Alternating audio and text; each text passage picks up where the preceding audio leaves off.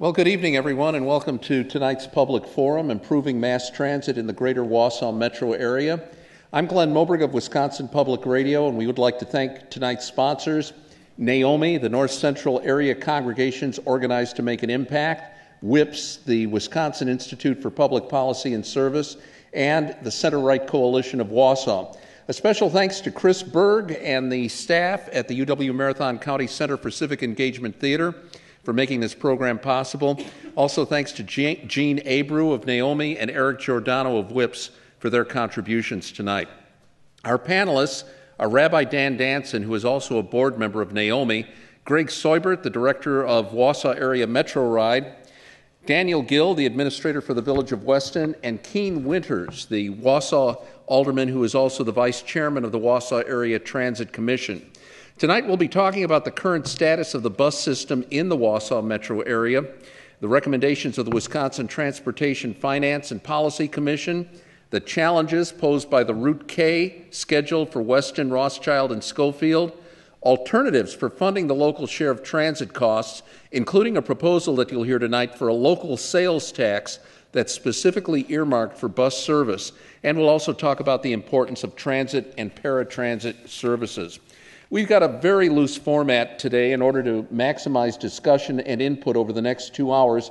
We'll start by hearing the stories of local bus riders, then we'll move to opening comments from the four panelists, then to comments from the state lawmakers who are in attendance this evening. We have Senator Jerry Petrusky and Representatives Mandy Wright and John Spiros, then to an open discussion of transit funding issues, then to questions and comments from the audience, and finally closing statements from our panelists. So let's begin by hearing the stories and the concerns of local bus riders, the people who think that mass transit is of vital importance for the greater Wausau metropolitan area. And if the first of you could approach the microphone, that would be wonderful. Could you give me your name, please, and the community you live in? My name is Sharon Thomas Vitashik. I live in Burnhamwood, Wisconsin. And if you could adjust that microphone up a little bit and speak right into it. My name is Sharon Thomas Vitashik. I live in Burnhamwood, Wisconsin, and I'm here to represent my daughter, Brenda Thomas, that lives in Weston. Good evening. I'm here this evening representing my daughter, Brenda. Brenda is a special needs adult bus rider that lives in Weston. Brenda will never be able to drive a vehicle in her lifetime, as for many others that use the transit system. When I heard about the budget cuts in Weston, I got involved. I'm a member of the Naomi on the task force. I learned about many sad stories along the way when there was no bus service in Weston, Schofield, and Rothschild's, Schofield areas. For 1 year, there was no bus service in those areas. Many had to either walk, get a ride from somewhere, or take a bus in the middle of winter to get groceries. Yes, these little old men and women begging for a ride from their son or daughter to get them to the doctor or just to get food. They were trapped, like a lot of people who depend upon the transit system. And in January 2013, part of the transit system was restored. Still, it is an inconvenience for some bus riders with the time schedule when the buses are not running. My daughter, Brenda, loves to take the bus to doctor's appointments, groceries, shopping, like many others in our community. This is their means of transportation. This is a vital necessity in our world. And I'd like to also comment that a lot of people had to take a taxi that cost them $12 for one way to get from Schofield Weston area to Wausau. And a lot of people could not even afford that. And a lot of people had to relocate to their homes that they had no jobs or had to relocate to get a job. So let's try and expand the transit system for the poor, visually impaired, and elderly and disabled, many who cannot or know how to express their own words the importance of this transportation. This is a vital necessity in our community. So let's say yes to public transportation, and everyone has a place in our community. Thank you.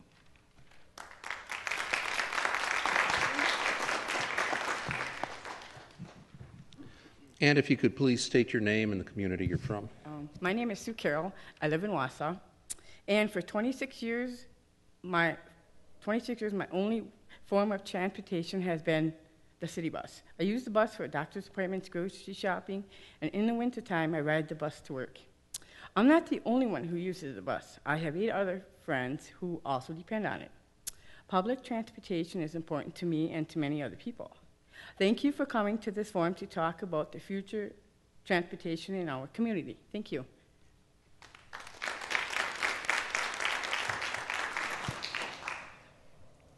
And state your name and the community you're from.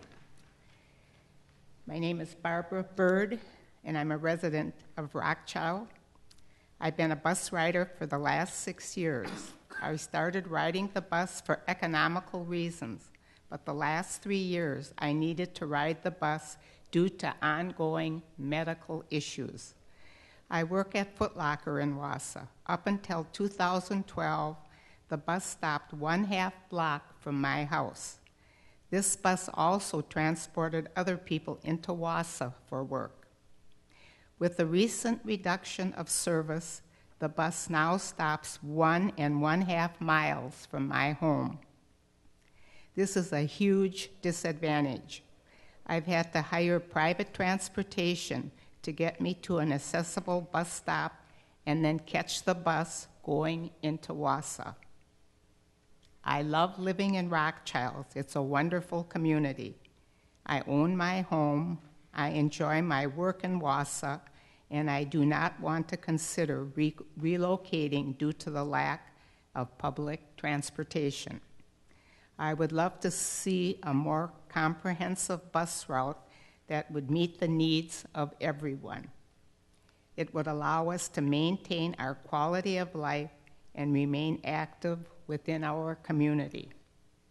My last comment is that public transportation routes should not be considered only by the numbers of riders, but rather it should be accessible in all communities for any of the people who are in need of this important service.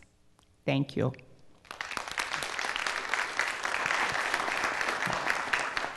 And I believe that's all of our bus riders, so let's go to the opening statements from our panelists. We'll start first with Rabbi Dan Danson of Naomi. Well, first of all, I want to thank people for coming out this evening. I want to thank the panelists for joining in this, for our representatives coming this evening, and thanks to you, Glenn, for moderating it. But I really want to thank our bus riders. They're the ones who've really brought this story to our attention and really reminded us that this involves real people and real concerns, and that the people who ride the buses are really participants in the civic process of trying to support and keep the buses going, that it's a dynamic group of people on the buses, and they want to be part of a dynamic civic process. I want to try to begin by what I hope draws a little bit of a picture of what I think we in Naomi are concerned about in terms of what the bus service means for us as a community and us as a community of people who care for each other and feel a responsibility to be tied to each other. I want you to picture an 11-year-old. Imagine some kid, boy, girl, going into 5th grade. And I picked that age because that's really the age where we as people begin to be able to really do things. We can follow a schedule. We can show up somewhere when we're asked to be there. We can manage simple tasks. And we're really driven by a desire to embrace adult kinds of things. We want to become independent. We want to be independent in how we see our friends, how we pursue our interests. We want to have our own money and control our own money. And in this day and age, we want to control our own communications. We want to have devices that enable us to keep in touch with our friends. And so that starts in 5th grade, and it just keeps going like a snowball. We know that in high school, it's often a point of contention between teenagers and the people who love them. But ultimately, what they're doing is they're striving for that independence. And the day comes when most of us reach that independence with a vengeance. Indeed, we spend many of our days wishing we had a little less independence. We look at the bills and the people who depend upon us, our work responsibilities. We feel all these markers of independence all about us. And mostly, for the majority of people, we have cars. We're independent that way in our transportation. And we don't think twice about our independence. It's just a part of who we are. I mention this story because when you work in a congregation, one of the things you're aware of is you journey with people to a point in their life where they begin to lose independence. It can be at 75, it can be at 80, it can be at 90. It comes at different points for different people. But for many, many people who are blessed with long life, there comes a point where they begin to lose some of the capacities. They can't drive at night. Then they can't drive at all. They may begin to have problems of mobility within their own home, and then family steps in to help them. And we know the story well.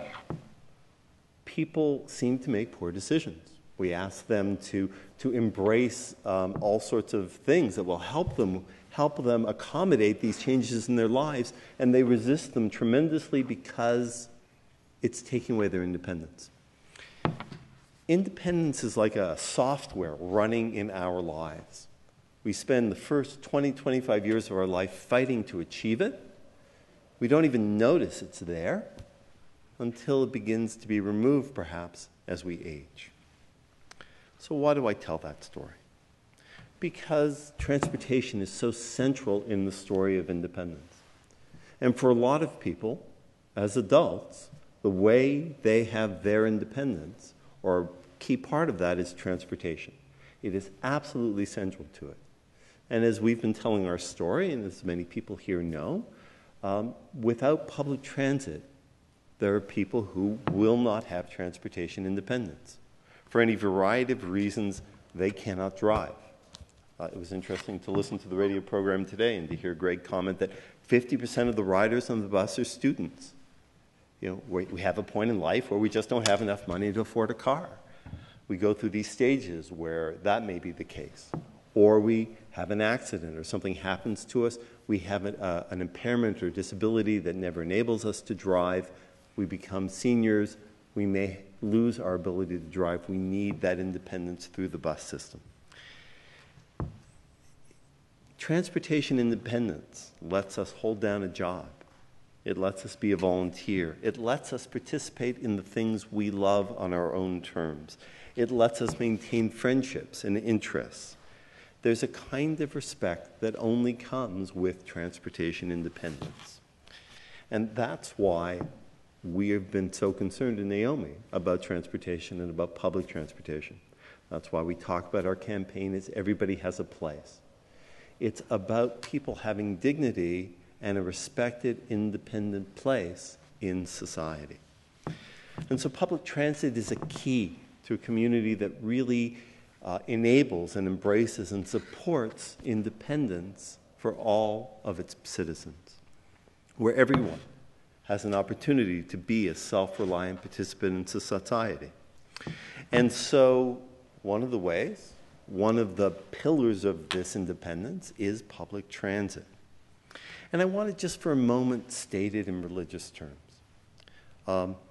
And let me be careful with this. We can disagree on public policy issues. Some people may have come here tonight to make the case against public transportation. I don't mean to cast people who do not agree with some of the program, as it were, that they're not sort of foursquare within a moral universe, as it were. But our religious communities talk about mitzvot, which is the Jewish tradition of communal obligations and good deeds.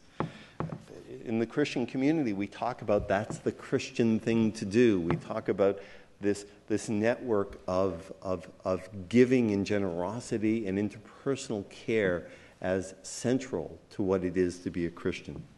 In Islam, the things are framed in terms of the ummah, the larger community. And everyone who is a Muslim has an obligation to maintain the health and integrity of the larger community. When it comes to things like shopping and jobs, doctor's appointments, volunteer obligations, it's nice to imagine that we could have a system just of charity where we give each other lifts where we need to go. But the reality is that's not a system that allows for independence. It's not sustainable. It's not something that operates in terms of the person who needs the transportation when they need it. And so this becomes a question of when we provide it on a municipal and regional level, we're talking about a kind of coming together to embrace fairness, to embrace a kind of social justice for each other. Let me finish with two things. I moved to the Wausau area in 1988. I've had the privilege of being a part of this area for a quarter century. I came here from a larger municipal area, and one of the things that would bring a smile to my face when I first moved here, though it was incredibly annoying, was that the roads, especially the arterial roads, could not handle the amount of traffic that was on them.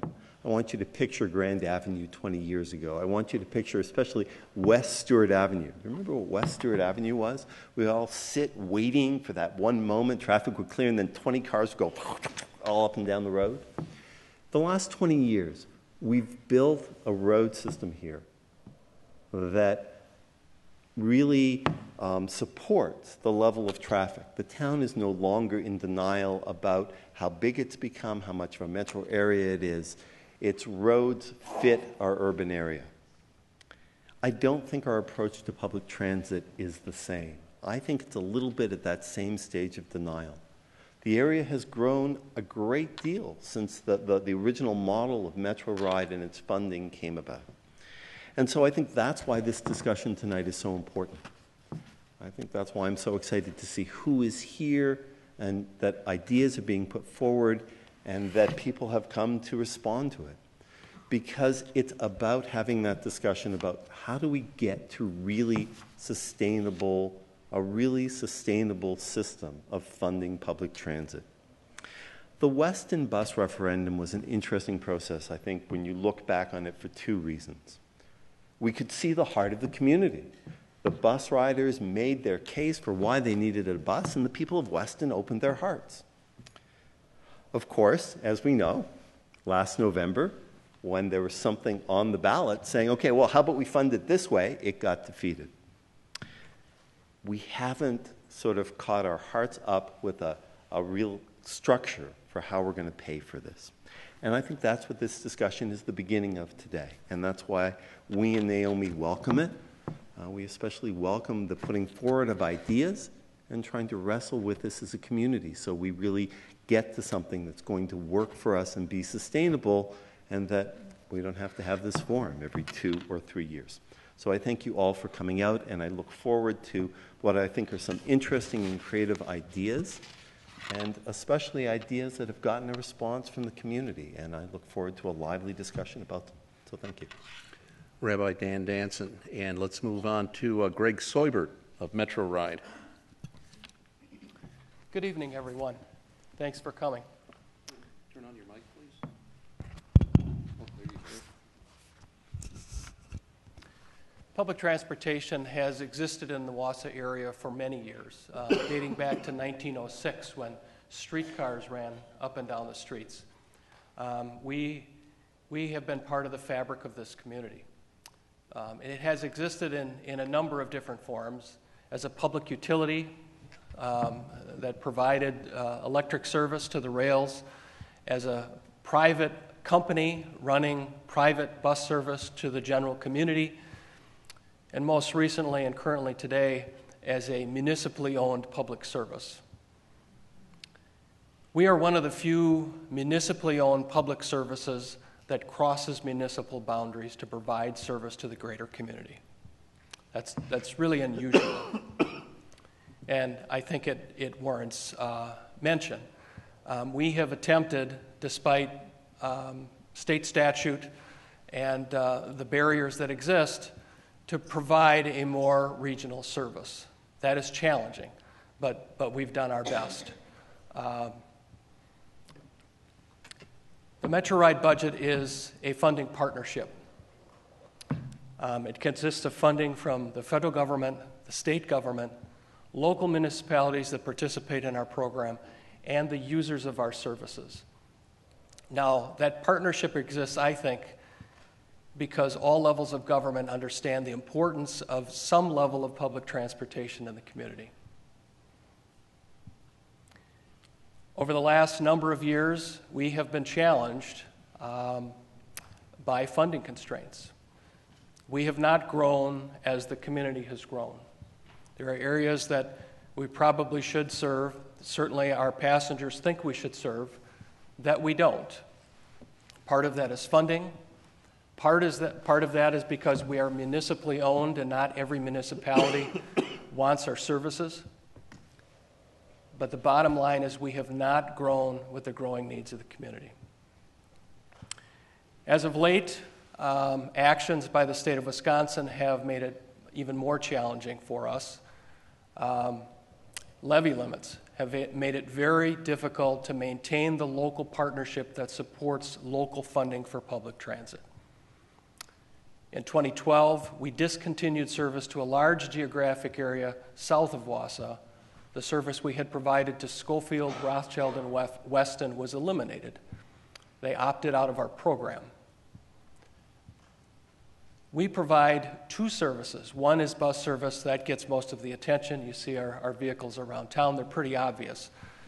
But the other service we provide, which is mandated by the Americans with Disabilities Act, is called paratransit. We provide that service everywhere within 3/4 of a mile of a bus route. So when we lost bus service to the southern communities, we also eliminated paratransit service for the disabled. The rides we provided in that program prior to eliminating the service accounted for 50% of the origins and destinations in the program.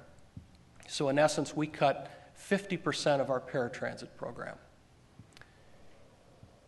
Since 2009, well, between 2009 and 2012, we cut 30% of our bus routes.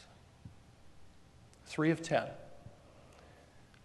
I've always prided our program as being a Spartan program, a utilitarian service that is sufficient to meet the needs of those who are transit dependent, but also sufficient should the average taxpayer want to hop on a bus. We have unfortunately, I think, fallen below a level of service that I think meets that definition. We hear it every day from riders who would like us to go to more places. Funding is a problem. I don't know what the answer is, but I certainly am encouraged that there are proposals being discussed here today and proposals being discussed in other areas in the state. As a transit manager, I don't manage just for today. I look at what's on the horizon. And what's on the horizon for public transit, as I see it, is an aging population. Baby boomers are going to demand more options. Some will want those options eventually kicking and screaming, but nonetheless, they will need alternatives to the automobile. There aren't many affordable alternatives in this community at this time. Public transit is one of the few. The other end of the demographic spectrum is the millennials, the 20-somethings.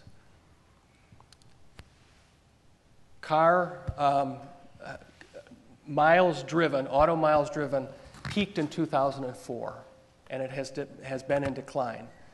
And a large reason for that is that millennials are buying cars less, they are driving less, they are moving to urban centers, and they are looking for public services like public transportation. I see this before us, and I look at our current funding situation, and I realize it is not sustainable. We cannot continue on this current path and meet the demographic demands that are ahead of us. So again, I'm pleased that we're here this evening. I'm pleased that we're discussing an alternative. And thanks again for coming. Greg Seubert of Wausau Area Metro Ride, and let's move on to Daniel Gill, the administrator for the Village of Weston. Good evening. First off, thank you everybody for coming out. Thank you to all the fellow panelists. I certainly appreciate the opportunity and the invitation to participate in this dialogue. Certainly the question and the discussion about how do we provide, or should we provide, or to what degree do we provide mass transit has been something that's been on my desk quite a bit over the last 14 months. I arrived in Weston a little more than a year ago, and it was a week after my hire date that we had the first referendum which passed the direct legislation requiring the reinstatement of bus service in our community. And it has been kind of a whirlwind conversation since then. I guess I want to start by saying that I empathize personally with many of the people in this room. In my own life, I have two adult brothers that are autistic. They are public transportation users over in the Green Bay metro area. And so personally, my family, we relate to the challenges that many of you in this room deal with, and I certainly have a heart for the challenges that you face. However, in my professional life as an administrator, my job is to produce, with the assistance of my department heads and the guidance of our trustees, a balanced budget every year to operate a plurality of services that people in this room and outside value. Policing services, fire and EMS, infrastructure, water and sewer, and I have to tell you that the challenges that we're facing to provide all these services that people value are real and they're difficult. And when you face difficult choices, communities will be in the future making decisions that groups will be upset with. And certainly Weston encountered that a year ago when it eliminated bus service, and there's been some contention and discussion about our level of commitment to that service going forward in the future. We need ideas. We need to talk about how we're going to solve these problems going forward. But we have to understand that each solution has to be seen within the context of all the challenges that local governments and municipalities face. And I'm happy to go into and talk at greater length about what are those challenges specifically, but I think it directly relates to the fact that our costs are increasing and our funding is going down. And I just ask you to think about the fact that if in your personal lives, if someone told you that you were going to keep losing income every year, but your costs were going to go up, what kind of choices and decisions would you have to make to adjust how you lived your lives? And that's the challenge that is being faced by the Weston Board of Trustees. That's the challenge that many municipalities across the state of Wisconsin are going to have to face. And we need to come up with solutions, we need to come up with ideas, and we need to figure out how we're going to address these challenges together. So for the opportunity to participate, for the opportunity to dialogue, and for the opportunity to talk about tough issues, I certainly appreciate the opportunity, and I welcome the questions and the conversation going forward. Thank you. Daniel Gill of the Village of Weston. Let's move to Keen Winters, Vice Chair of the Wausau Area Transit Commission. Hello. Thank you all for coming. I think public engagement in public policy making is so very important, and I want to thank you all for coming here. It seems like this has been somewhat of an austere discussion, and I know sometimes these problems are tough, but let me ask you just a simple question here, just a show of hands. How many of you went to Chalk Fest or Balloon Fest? How many? Stopped in there? Did you enjoy yourselves? Now you know how a local sales tax works. So Wausau Area Events is partially funded by a room tax, which the legislature gave us 8 years or so ago, and the proceeds, so if people come and stay in hotel rooms in Wausau, there's a local sales tax that's applied to that, and that money goes to fund events like Balloon Fest and Chalk Fest, which we all enjoy, but also many people who come to Wausau who don't live here and enjoy. Now, to be sure, here in Wausau, we put money into this. I'll give you an example. Every 3 years, those sidewalks on the 400 block need to be resealed for us to have Chalk Fest there. That costs the city on the order of $10,000 to $15,000 each time we do it. If we did not have a room tax and people who are coming into the city and enjoying these services also sharing the cost, it would be really impossible for us to continue to provide those costs, those services. And so that's why we look to a sales tax like the room tax for this service. Now, when I was elected and went around door to door, I really had a dialogue with my constituents, and some of the things that they talked about is they wanted the property taxes to be lower, they wanted government to be more efficient and effective, and they wanted us to work together more as a metro area. This proposal does all of those things. So very specifically, if we do this, 96% of the bus system is really in place already. Much of what's out there will not change. There may be some expanded routes to places outside of Wausau, but much of that is now existing and being paid for on property taxes. So that means of the new sales tax dollars, 96 cents of every dollar will go to lower property tax. So that's the real heart of that proposal. Now, how does it make government more effective and efficient? Well, you first have to understand what makes an effective bus system. And what makes an effective bus system is that you can get on the bus within a reasonable span of time, and it can take you to those destinations which a reasonable person would want to go. And what's happened over time is we've had a Wausau bus system, but the metro area has grown. And so the metro area, which constitutes 62% of Marathon's county population, and Wausau now constitutes 29% of Wausau, the Marathon County's population. So you have a bus system that's really serving less than half the destination. So if you think about the Rib Mountain Shopping Center, the Cedar Creek Mall, Globe University, Rasmussen College, and they are not on the system, and places like St. Clair Hospital, the Shopko Plaza Mall, the Target Plaza Mall, those things are on the system, but they don't have the best level of service to make those convenient destinations to go. So if you really want an effective transportation system, we need to include a net that covers those destinations. And so if it's a more effective, if I can get on the bus system and it can take me to any place I want to go in the metro area within reason, then it works. And if I have an effective system, more people ride the buses. And so that bus traveling down the road has more people in it, and that means that my cost per rider goes down. That makes it a more efficient bus system. And so that's an important consideration. And how does it help the bus system expand? Well, we've had the experience with Weston, and I think people were left in sort of a conundrum. A referendum that says we want bus service, but another referendum that says we don't want to pay for it out of property taxes. And so my analysis of that is that when we're talking with the suburban communities, there's a real split there. There are shopping centers, like the Rib Mountain Shopping District, who would love to have bus service. But there's a lot of property taxpayers beyond that point in Rib Mountain who really don't see the need for bus services and certainly don't want to reach into their pockets for property taxes to increase that bus service.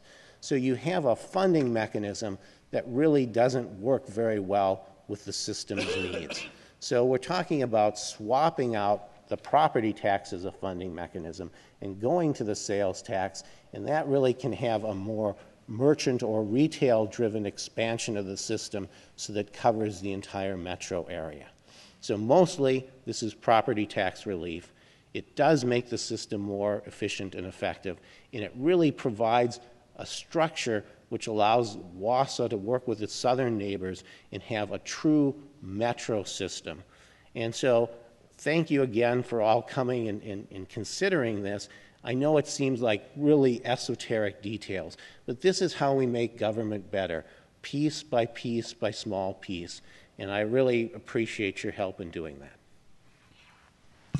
That was Keen Winters of the Wausau Area Transit Commission. We'll be getting into the details of that sales tax proposal as we move on. But now that we've heard the opening remarks, let's get some feedback from the elected officials who are in attendance tonight.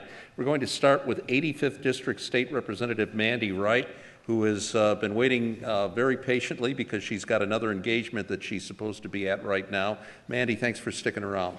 Thank you. Thank you very much for inviting me, and thank you very much also to all of our panelists, because you really bring an incredible wealth of knowledge, and it's great to see everyone coming together from such different perspectives to solve this really important problem. So just to begin with, I'd like to say that I have heard, in my short term so far representing, many representatives speaking up about public transportation, and truly I thank you for your advocacy. It's been very important. You've sent a very strong message to the community, and this is an important issue we need to resolve. Greg gave a little bit of history, and I just wanted to add a little bit more history. I just learned recently that in 1970, the Wausau Chamber of Commerce and our local paper industries really decided that they wanted a stronger transit system, so the first RTA was really developed in the entire state of Wisconsin. And the political champions of that were Walter John Chilson, Tiny Krieger, and Tony Earl. So it's really great to think of two Republicans and a Democrat heading up the charge in central Wisconsin and making sure that we keep public transportation strong. I'd like to see us continue that tradition. So that being said, I certainly support public transportation, understand it as a very important part of our community. And I've been listening carefully to this idea about the increase in sales tax. And I think it does take, in some ways, it may take a very unique solution to this problem. But I do have some serious concerns about that. One thing that has occurred to me in doing research at the state level is not all of our small business owners will necessarily have the capacity to switch over to tabulating a small percentage of sales tax. If you think about going to the local diner or going to a small store and how they would tabulate a small percentage of sales tax and make sure that they're actually accounting for that appropriately, I can imagine that that might be very difficult for some of our local businesses who are using the good old registers and things like that. And so I just want to make sure that we're really making this user-friendly for our local small businesses.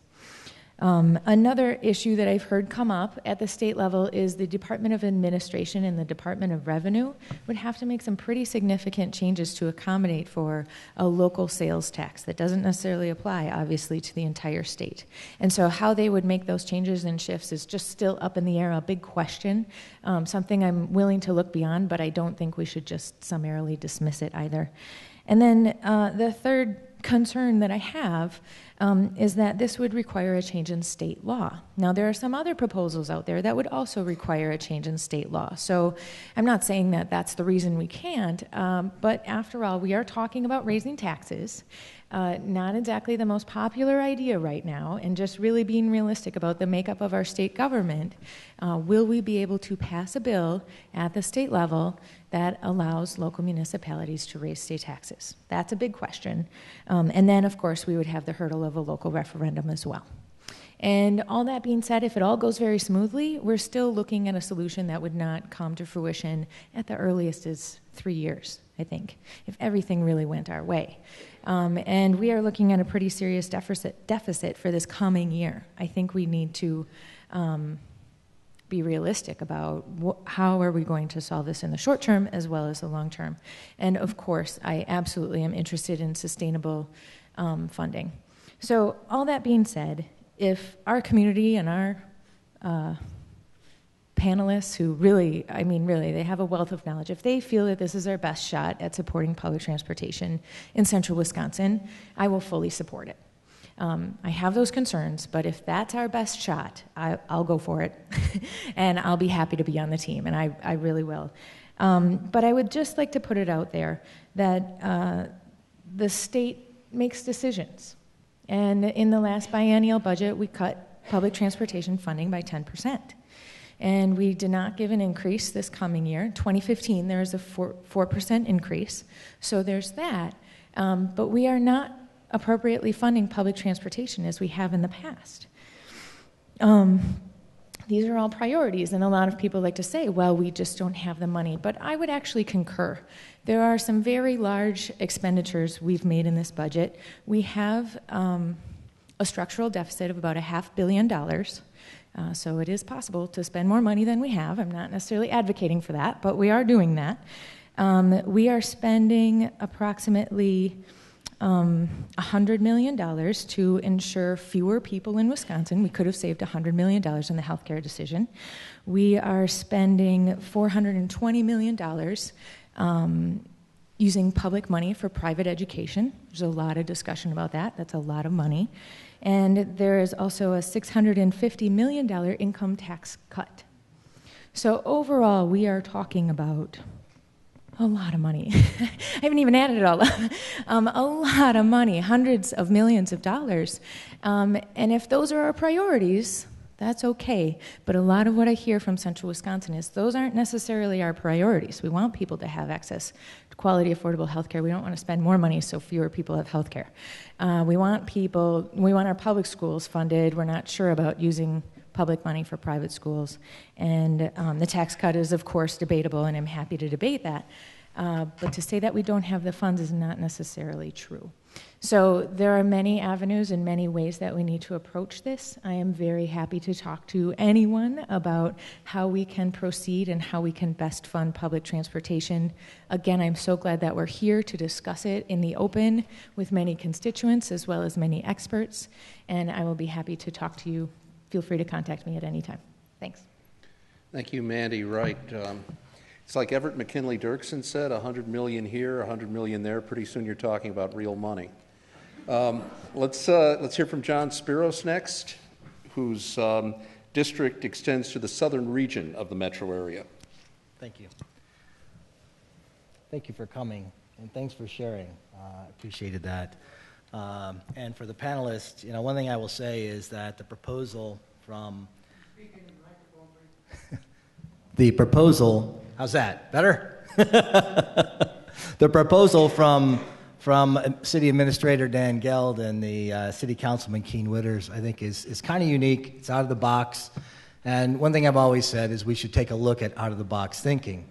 Now, as a former city councilman, we took a look at busing in Marshfield, tried to look at some of the other communities, tried to put something together. That failed. It just wasn't positive enough. There was money that we put for a test, and it just didn't work. So from the state level, what I've done is I've taken what they've shared with me as far as the looking at a municipality being able to increase the tax rate by offsetting the real estate taxes, which I think is kind of unique. The concerns, though, come back to the Department of Revenue, indicate that that's not how we're set up. We're not set up to be able to do that. And to try to streamline that and to make a change would cost $1 million. And that's $1 million that has to come from somewhere besides trying to identify how you fund this. So there's a cost that we'd have to take a look at. And what I think that this should be a simple thing, and I think that some of the recommendations look pretty simple. What you find out in state government versus what you find out in a business. From a business standpoint, I can go down the hall and talk to another director. We can talk to the president and get something done right now. When you're talking about state government or even the local level, you still have a number of layers. You have other divisions. You have different secretaries you have to go through, and you have to look at the funding side of that. I've gone out to the Fiscal Bureau and asked them their numbers, and their numbers are a little bit different, so they're coming back with different things. And right now, from my standpoint, I'm willing to sit back and be educated and learn more about this and the proposals and to see what can be done. And from my standpoint tonight is I'm looking forward to hearing what you have to say from the audience, what the panelists have to say, and then take that back and do some more research and see if there's not something that can be done from a funding standpoint moving forward. There's no doubt about it that we're getting older as a community. And that's just as the United States we're getting older, and that we have to take care of our seniors and our disabled. There's no doubt about that. And especially from the standpoint of transportation. It's just not out there. As far as the cost goes, there's a cost, and how do you pay for it? What I've done, too, is I've done some research as far as ridership, the cost, and, how many people are riding. It's funny, the rabbi mentioned that when fifth graders would start being able to do things on their own, well, like you, Rabbi, I'm not from here, I'm from another state, and my community was a little bit larger, and I think it was a nickel when I rode the bus, but I think I was in the 5th or 6th grade, and that's how I got downtown. That's where things were happening. So that was part of my life. And then the bicycle was second, but typically busing was part of it. So I understand that. But I'm willing to sit back and listen. I'm willing to understand things. And quite honestly, I'd like to hear from as many of you on your thoughts and ideas. But I like that we're talking about different ideas and different concepts rather than just raise this or raise that. But I can tell you that from a standpoint of raising sales tax, I do have some concerns. I think our sales tax in this state is a benefit to us because it's lower than a number of other states where we have higher taxes throughout. The concern I have, too, is when you raise sales tax, the businesses in that community have an opportunity to suffer, especially if they have high-ticket items. We have a number of car dealerships in this area, and my concern is, as frugal as some people could be, is somebody could go down the street 20 miles and buy an automobile at a sales tax that's less. So that you have to think about that when you have communities at different rates. So those are some of the concerns that I have and some of the research that I'm doing. But I'm willing to sit back, listen, understand, and I look forward to this. So thank you for inviting me. Thank you for speaking, and thank you for the forum and for inviting me. Thank you. 86th District Assemblyman John Spiros. And now let's hear from 29th District State Senator Jerry Petrusky, who spent much of his legislative career dealing with transportation issues. Jerry, it's great to have you here this evening. Good evening. First of all, thank you, Rabbi, Mr. Seibert, Mr. Guild, and Mr. Winard for being here as part of this panel. I want to do a special thank you to Glenn for calling to remind me that I should come here tonight. So thank you. And thank all of you for coming. I know that this is an important issue, and I know the need. Now, I probably don't know exactly the dollars that are needed, but I'm sure that Mr. Guild and Mr. Winter and Mr. Seibert probably will tell me how many dollars it's going to take to do this. But I would like to talk about a number of things, and part of the things I would like to talk about is process. My understanding of this goes back to when I was younger, because my grandma always rode the bus. And she lost her husband when she was fairly young. She didn't drive a car, so she had to use the bus. And she did for years. Of course, when I could, I would drive her in my car to the grocery store and the church and whatever.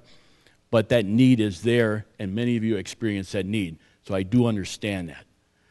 I know that we need to try to find how much we need to raise and what are the possible options.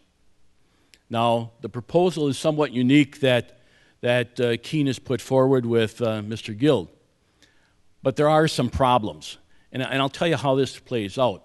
Any kind of proposal will end up in one of the tax committees, probably in Ways and Means with Representative Howard Markline, who's a CPA. And like all good chairmen and legislators, he's going to try to ask all the important questions and find out all the answers before anything moves. And the first thing he's going to do, he's going to bring revenue in. He's going to ask him, what would it take to convert to this? How many dollars it's going to cost? And it isn't only the $1 million cost to convert, because right now, the distribution of sales tax comes by zip code and by county borders. They don't have a program that will go ahead and do this by municipality. On top of that, it's going to be an ongoing cost, and I think it's going to be more than $1 million for the software, because I know when we changed over some of the software at the university, it was a lot more than $1 million. But it's going to be an ongoing thing because as time goes, municipalities annex territory. That's going to change, so they're going to have to do the distribution of sales tax by address. On top of that, you can imagine how many communities are across the state. They can have all different sales tax percentages. And so the trick of staying above this is going to be huge, and there's going to be an ongoing yearly cost of trying to adjust this. And then there'll be changes yet that come along. On top of this, we are part of a streamlined sales tax and use tax coalition with 24 states.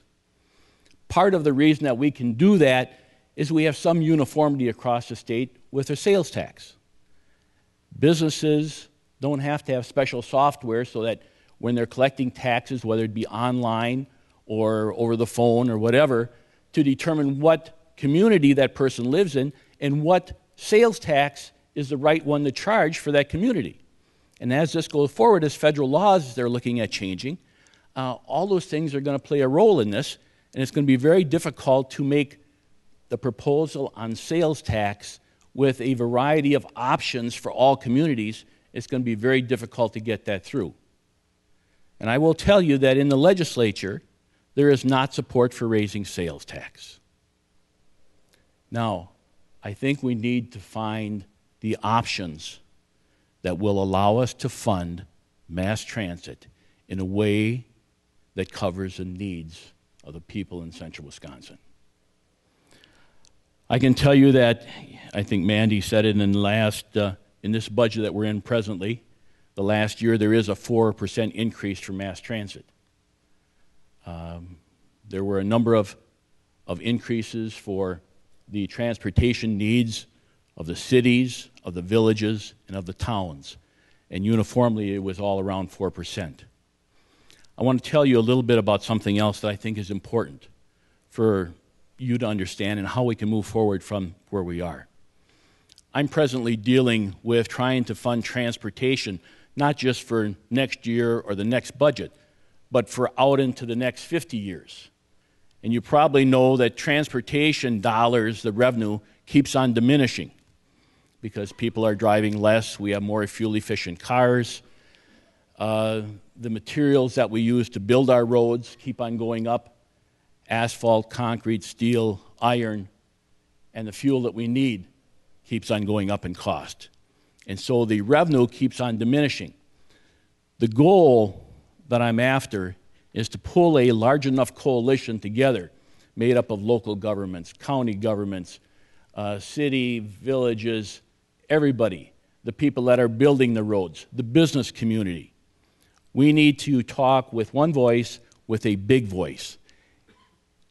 My reason to tell you that is for you to understand the comparison between what we're trying to do here tonight and how I see us being successful, whether it be expanding the dollars coming into transportation or whether it be making sure that we have enough dollars coming in to service the needs of our local mass transit. I look forward to the discussion, and I do believe there are options out there. We just have to find the right ones and build a group that can push for them. So thank you very much. Thank you, Jerry Petrusky. Let's move to the open discussion part of the program, and I'd like, first of all, to get Keene Winters to respond to some of the specific concerns voiced by our state lawmakers keen to your sales tax proposal. First, the problem of implementing a city-by-city sales tax system by the Department of Revenue. The department, as we just heard, currently computing taxes by zip codes. They cut across municipal lines, and to do individual city or village sales taxes, new software would have to be implemented at a cost that could run over $1 million. Keene Winters, how do you respond to those concerns? Well, I would hope that our state legislators would take some time and sit down and talk to us at the local level about implementation details. I think, can you not hear me? All right, better? Cannot hear you. All right, how about now? All right. Sorry. Move the mic right in front of you. Move it, okay. So I would hope we would have a thorough discussion about implementation details. So we have communities now who have room tax, and the room tax is not necessarily the same in every community. We have special tax zones where there is additional room tax collected, for example, for the stadium in Green Bay. So there are specialty taxes. But here's the underlying problem with the premise of talking to the state agencies down in Madison.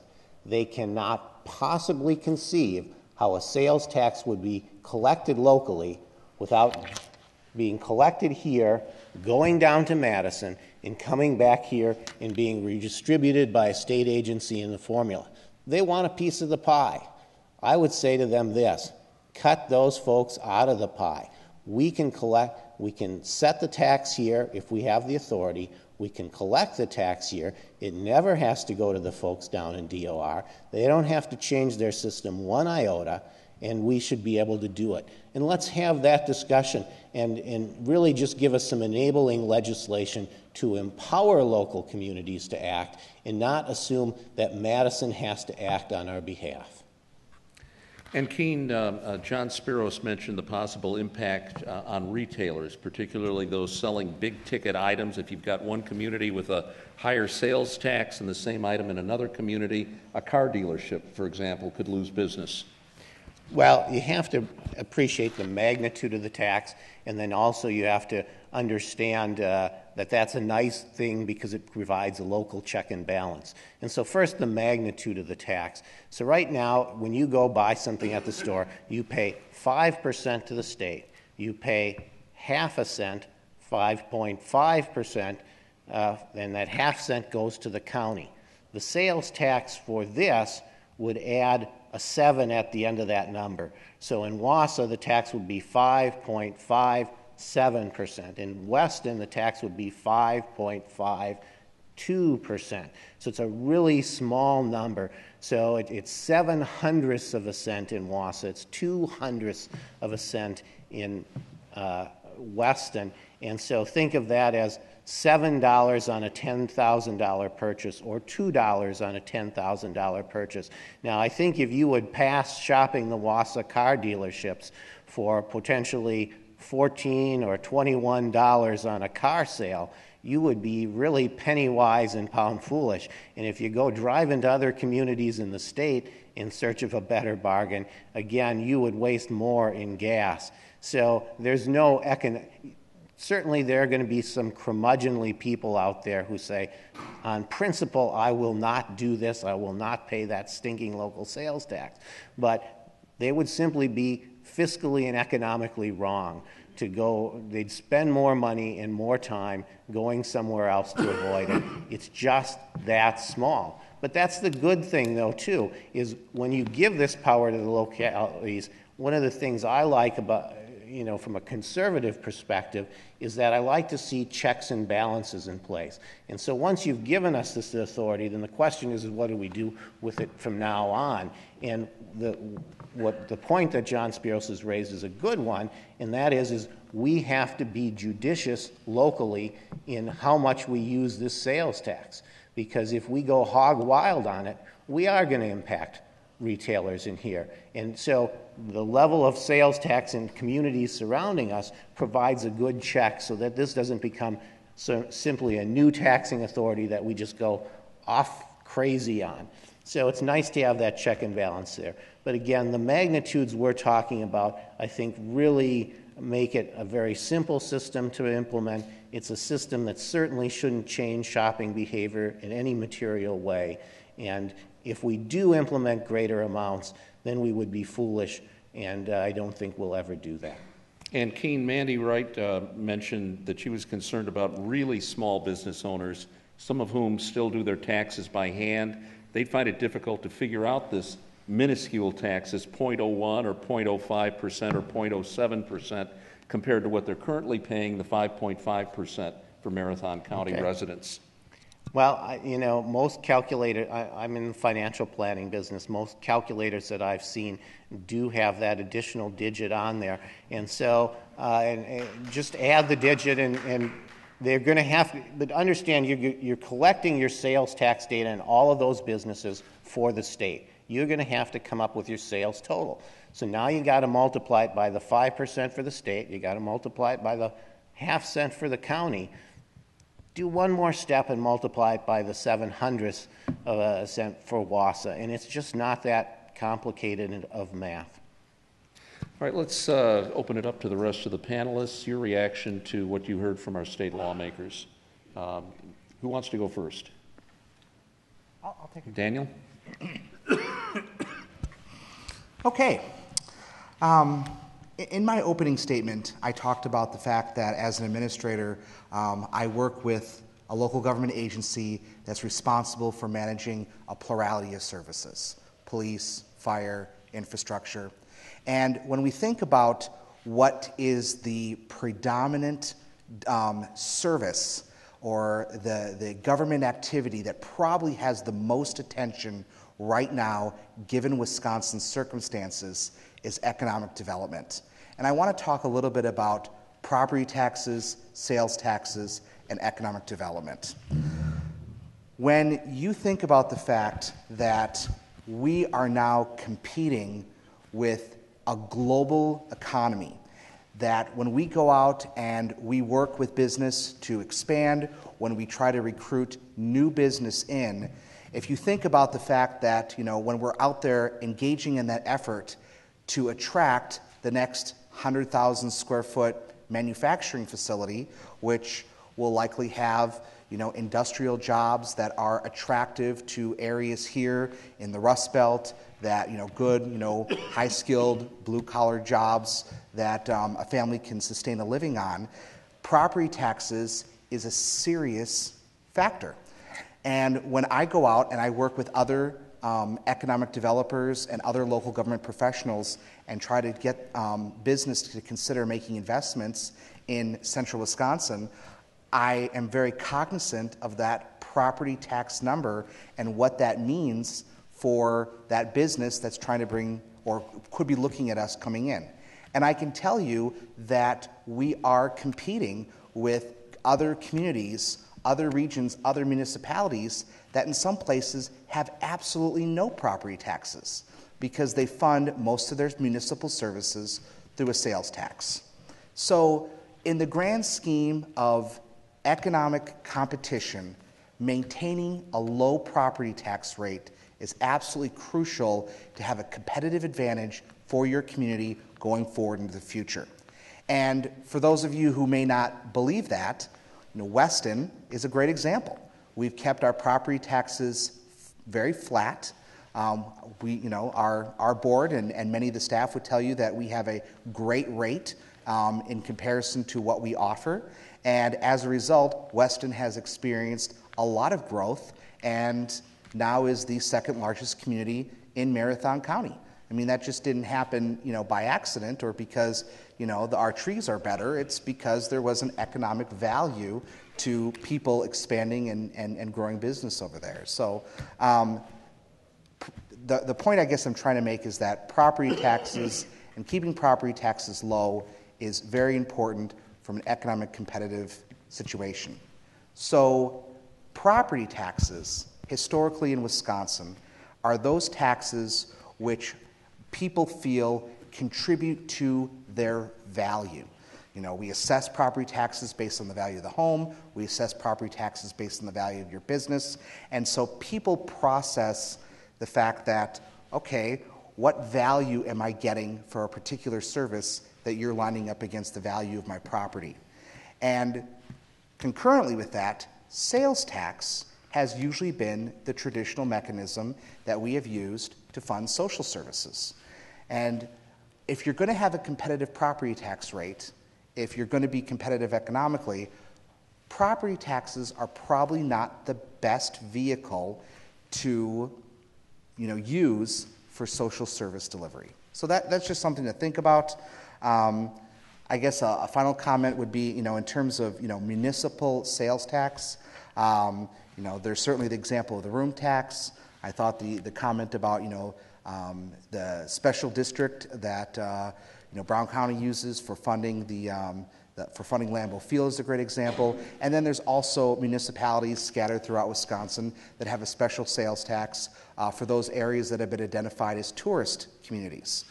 So there's certainly litany of examples where there are locally executed sales taxes And I'm not sure if I process necessarily the same degree of challenge that the state claims for implementing the system. So I guess that's my thoughts on that, and I'll let someone else chime in. Dan, Greg, either of you want to weigh in? Oh, of course.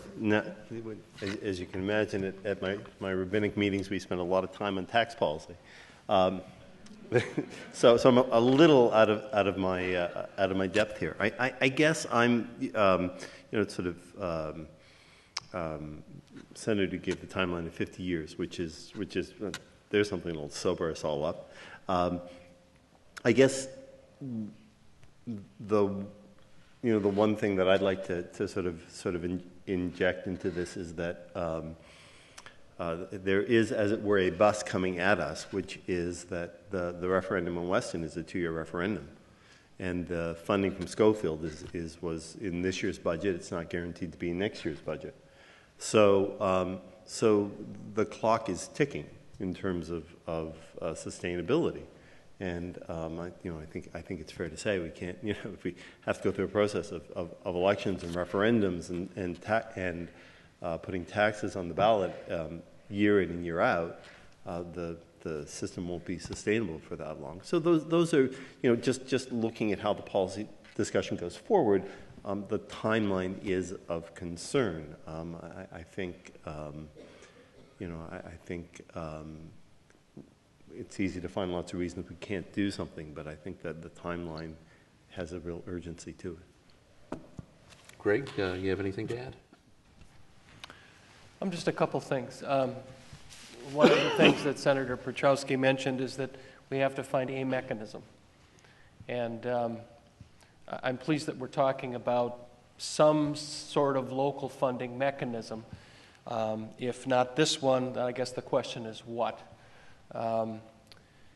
Many states have in place what are called regional transit authorities. That's not something foreign or new. It is something that is happening in all other Midwest states, and I think that's something that Keene mentioned on the radio show this morning, is that we're at somewhat of a competitive disadvantage, and that we're not taking advantage of mechanisms that our neighbors are already using. I think the dialogue is just fascinating. I'm just truly enjoying the discussion in terms of what the mechanism should be, or my thoughts on taxation. I really have none. I am more concerned about sustainability. I'm concerned about the ability to plan for the future and finding whatever that source is. And perhaps it's a combination of sources. Keene, can we get an idea of how much money specifically is needed for these individual communities, for Wausau, for Weston, for Rothschild, and Schofield? Sure, I could read to you those numbers. So in Wausau, it's about 679,000. City of Schofield spends 29,000. Village of Weston, 45,000. Village of Rothschilds, $8,700. So just to put that in perspective, that's about 2.5% of City of Wausau's budget. I don't know what it is in the other budgets, but it's not a really huge portion, but it kind of becomes the stepchild. And I would build on what Dan is saying. If we want another collaborative consulting to come to Wausau, if we want to recruit a manufacturing company to come to Wausau and provide jobs, if we want to recruit an insurance company to come to Wausau and provide jobs, one of the critical factors they're going to look is at the property tax that we have to charge for them to have a facility in this community. And we are competing with places largely throughout the Midwest, but ostensibly throughout the world, on their property tax rates. And one of the tables I recall when I read the Wisconsin Transportation Policy and Finance Commission's report was they had put together a table about Milwaukee, comparing it to peer cities, cities of similar size and characteristics all across the United States. And there were 18 communities that they identified that were peer cities of Milwaukee. And of those, Milwaukee and 2 others relied exclusively on the property tax for their local funding of the bus system. And 15 of the 18 either had a local sales tax or a local income tax to fund their local share of the bus system. Now, in those 15 communities, bus system is off the property tax, and when they go to that collaborative consulting, that insurance company, that manufacturing company, they come in with a lower rate.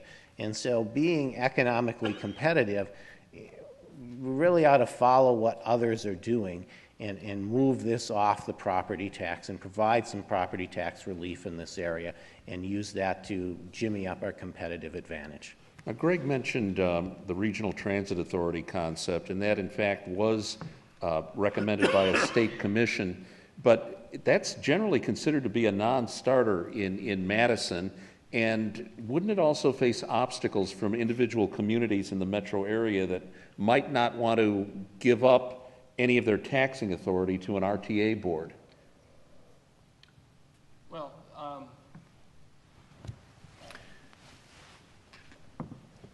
the proposals for RTA that have been put forth previously, those that had been adopted by statute, allowed municipalities to opt in and opt out. So it was up to the municipality to pass a resolution to opt in the first place. So it was their option. It's not as though a municipality were somehow being forced. It's by their own decision. Right now, with the current bus service, let's get a breakdown of funding, Greg. How much of your money comes from tickets? How much from other sources?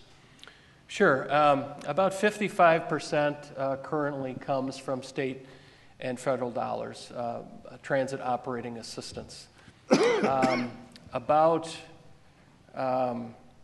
20 to 25% annually comes from the local municipalities that participate in our program.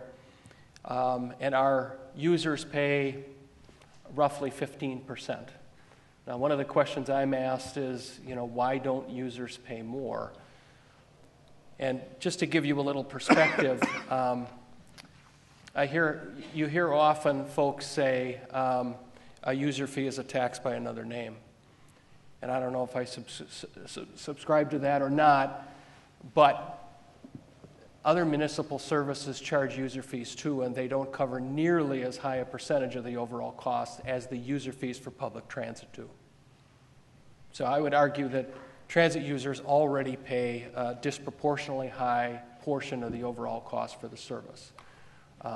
In 2012, we increased user fees for our customers by 33%. So in addition to the elimination of Saturday, the shortening of the service day Monday through Friday, the loss of Rothschild, Schofield, and Weston, our users had to pay more, 33% more, for a whole lot less service. So the users have skin in the game. Daniel Gill, the limitation of the Route K schedule right now, how do they affect people who want to get to the St. Clair's Medical Complex in Weston, or maybe to Target, or in Rothschild Shopko? Is that a significant burden on some people? Well, I'll be honest, I don't regularly get a lot of calls from people complaining about the level of bus service in Weston. Most of the bus riders that I do talk to kind of commiserate with me over the challenges that we faced over the last year, and talk about what's likely to happen in the future. Participating in the conversations, I'm sure that there are frustrations with the route, but I think it's important to remind people that when we were dealing with our budget deficit last year, we had a budget deficit that was projected at $850,000. And when we were looking at the 5 days a week, one service every hour for 12 pickups, that was about a cost that was estimated at about $100,000, roughly. So when we were dealing with the question of how to, what we're going to do with bus service, it wasn't just that bus service was being singled out, or it was a service that we're like, well, we just don't really like this, and so we're just going to pitch it. It was that we had a very serious, protracted financial situation, and unlike the state and the federal government, I don't get to, I have to produce a balanced budget. I don't get to do fancy accounting tricks. And when you encounter that kind of a situation, you have to make choices. And for the choices that we made affecting transit, we also made other choices that other groups of people that cared about those services did not like those choices either. But that's the situation that local governments find themselves in now. You have to make really tough choices. And I spend a lot of time now talking to a lot of different constituencies, not just in transit, but throughout the spectrum of municipal services, talking about the fact that, hey, we'd love to give you more services. We'd love to do this. We'd love to provide more. We can't. And so this, I think, becomes a question of values and priorities.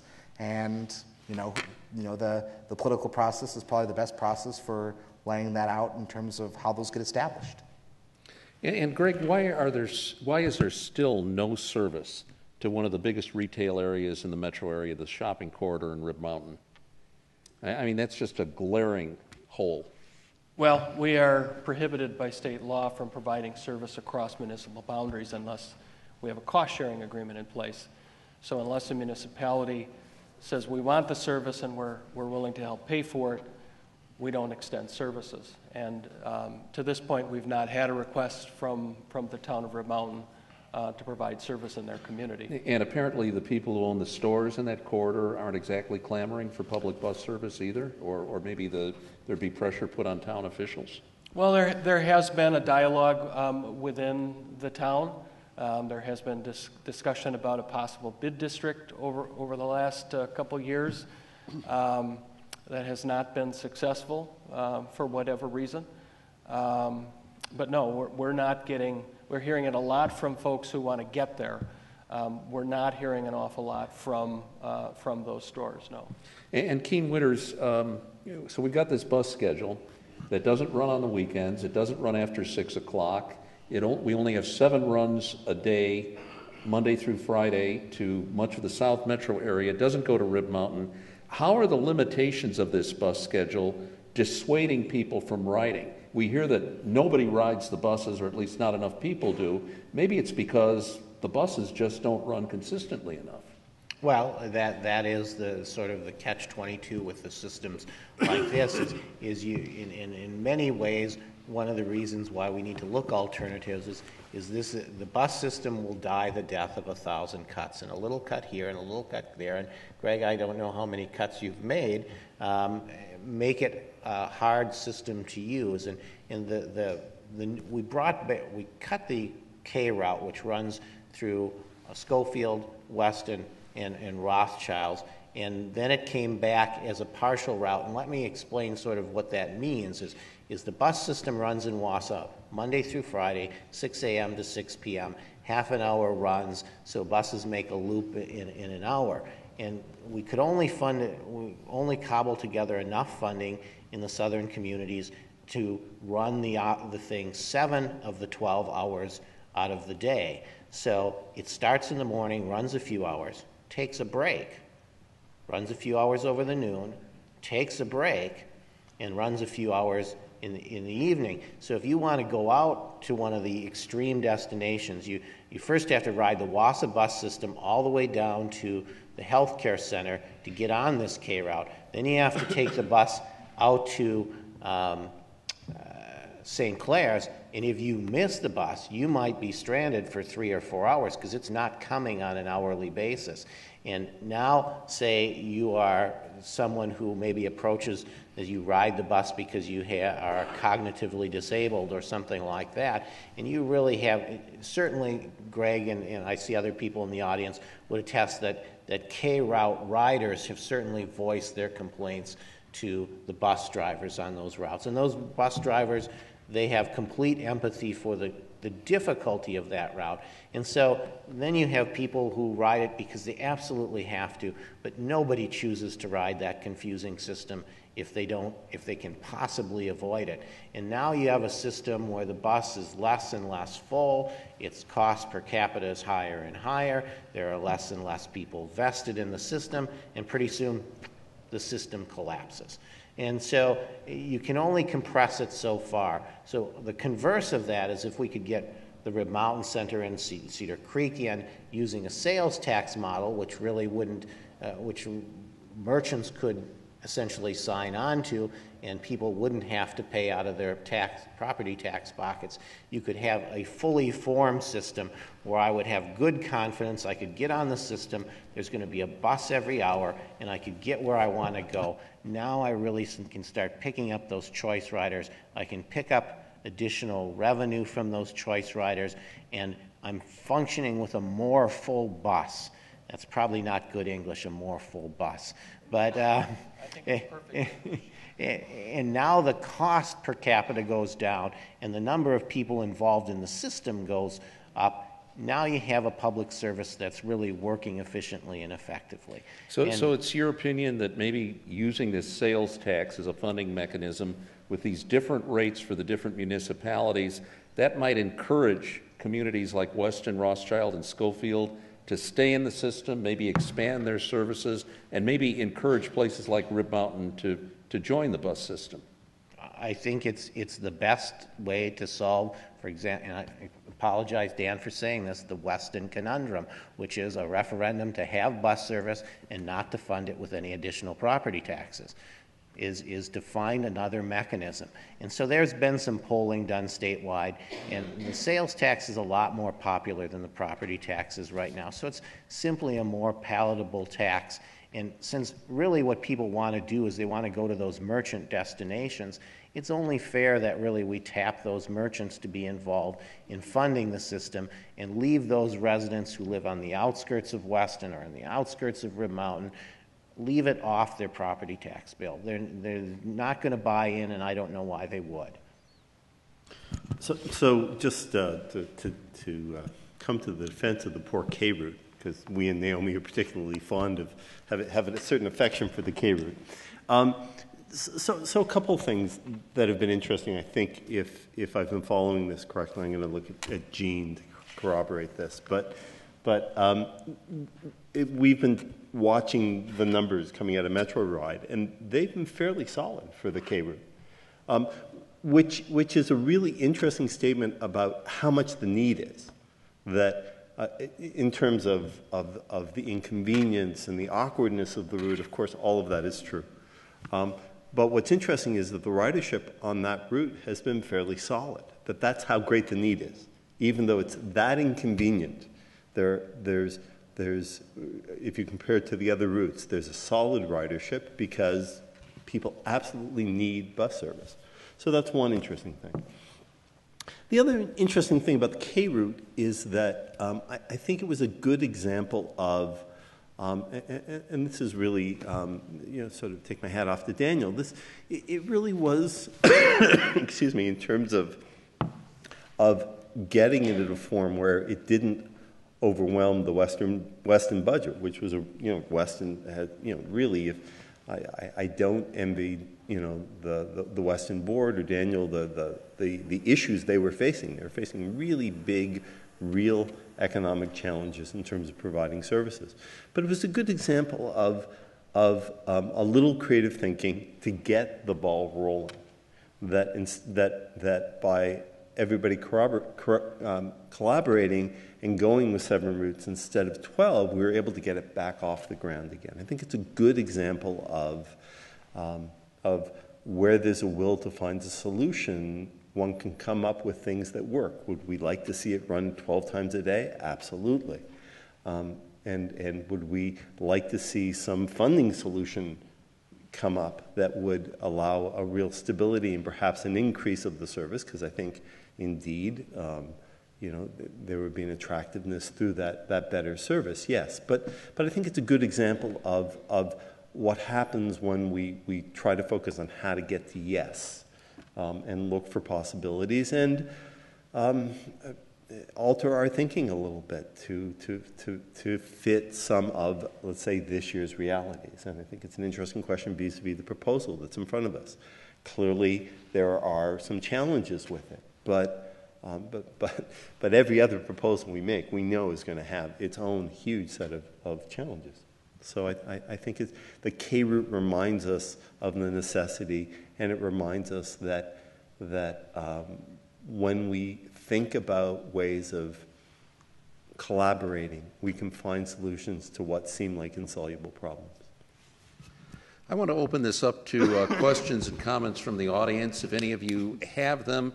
There's a lady, Jean Abreu. Just raise your hand, and she will come over with the microphone.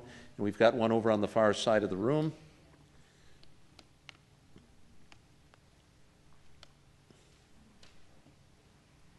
Yes, I'd like to direct this question to Keene. Now, if we, try to expand bus services, fund bus services through room tax, how will this affect the nonprofit agencies applying to the city? I did testify last year at a city council meeting, but the nonprofit agencies like the Historical Society, the Center for Visual Arts, and then specifically last year, the Boys and Girls Club became very controversial, and it actually became a city tax, which is very unusual, but has it been smoothed out or revised whereby there will be a system and all these nonprofits know I need to come in by October 1st and we have this much money to spend?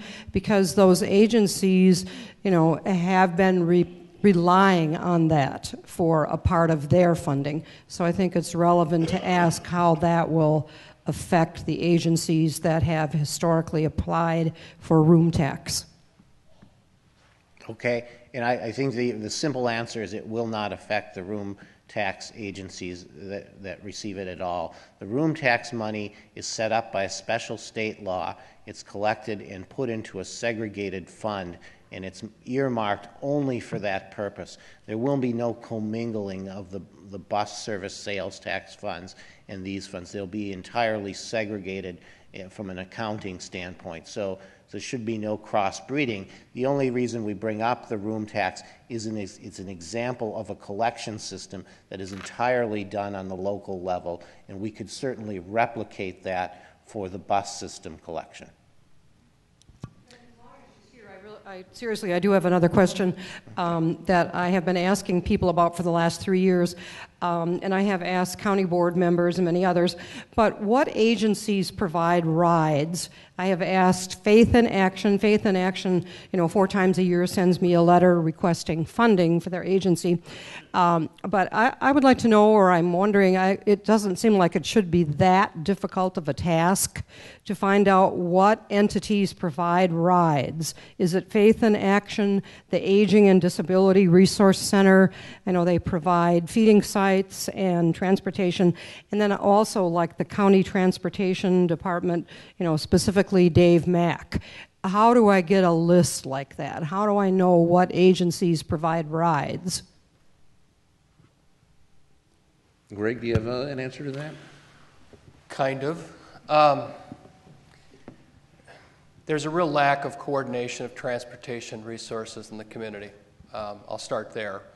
And it has somewhat to do with the fact that we're all funded from different sources, and those sources kind of force us to segregate our services for certain purposes.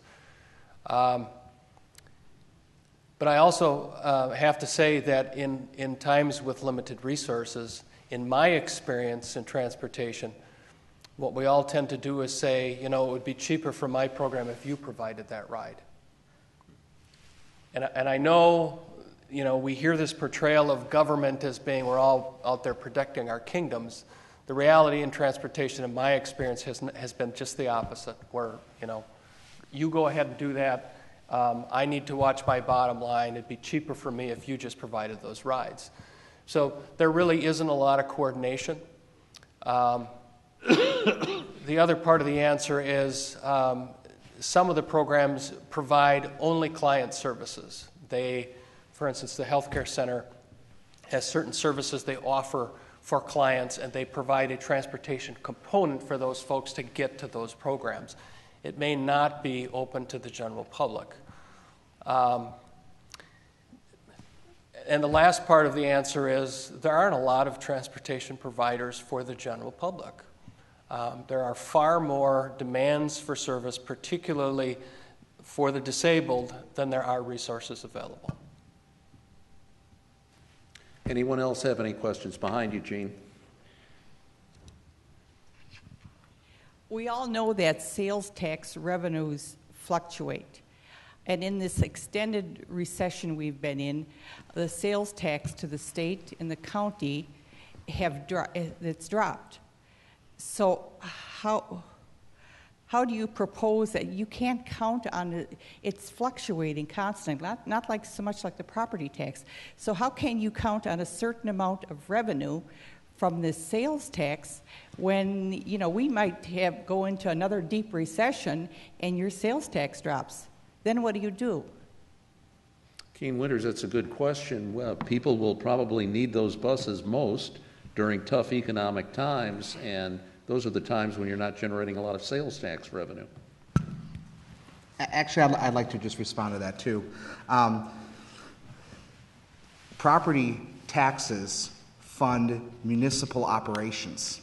And if you have an understanding of how municipalities are funded, it historically has been a partnership between local property taxes and state shared revenue. And even in bad times, those resources also fluctuate, which is what we've seen over the past several years. So I can tell you that specifically in Weston, one of the reasons that we had to make tough choices about transit was because we had less resources, which produced a deficit, which led to services being eliminated. So every revenue stream in the political process is subject to the impacts of the economy and is equally unpredictable depending on the circumstances that you find yourself in. So that's just one thing I would sit there and say. I've actually heard this feedback from some people that sales tax is unpredictable, property taxes is very predictable. I think the key thing that everyone should walk away from is that whenever you're dealing with an outside funding source, nothing is for certain. Any other questions?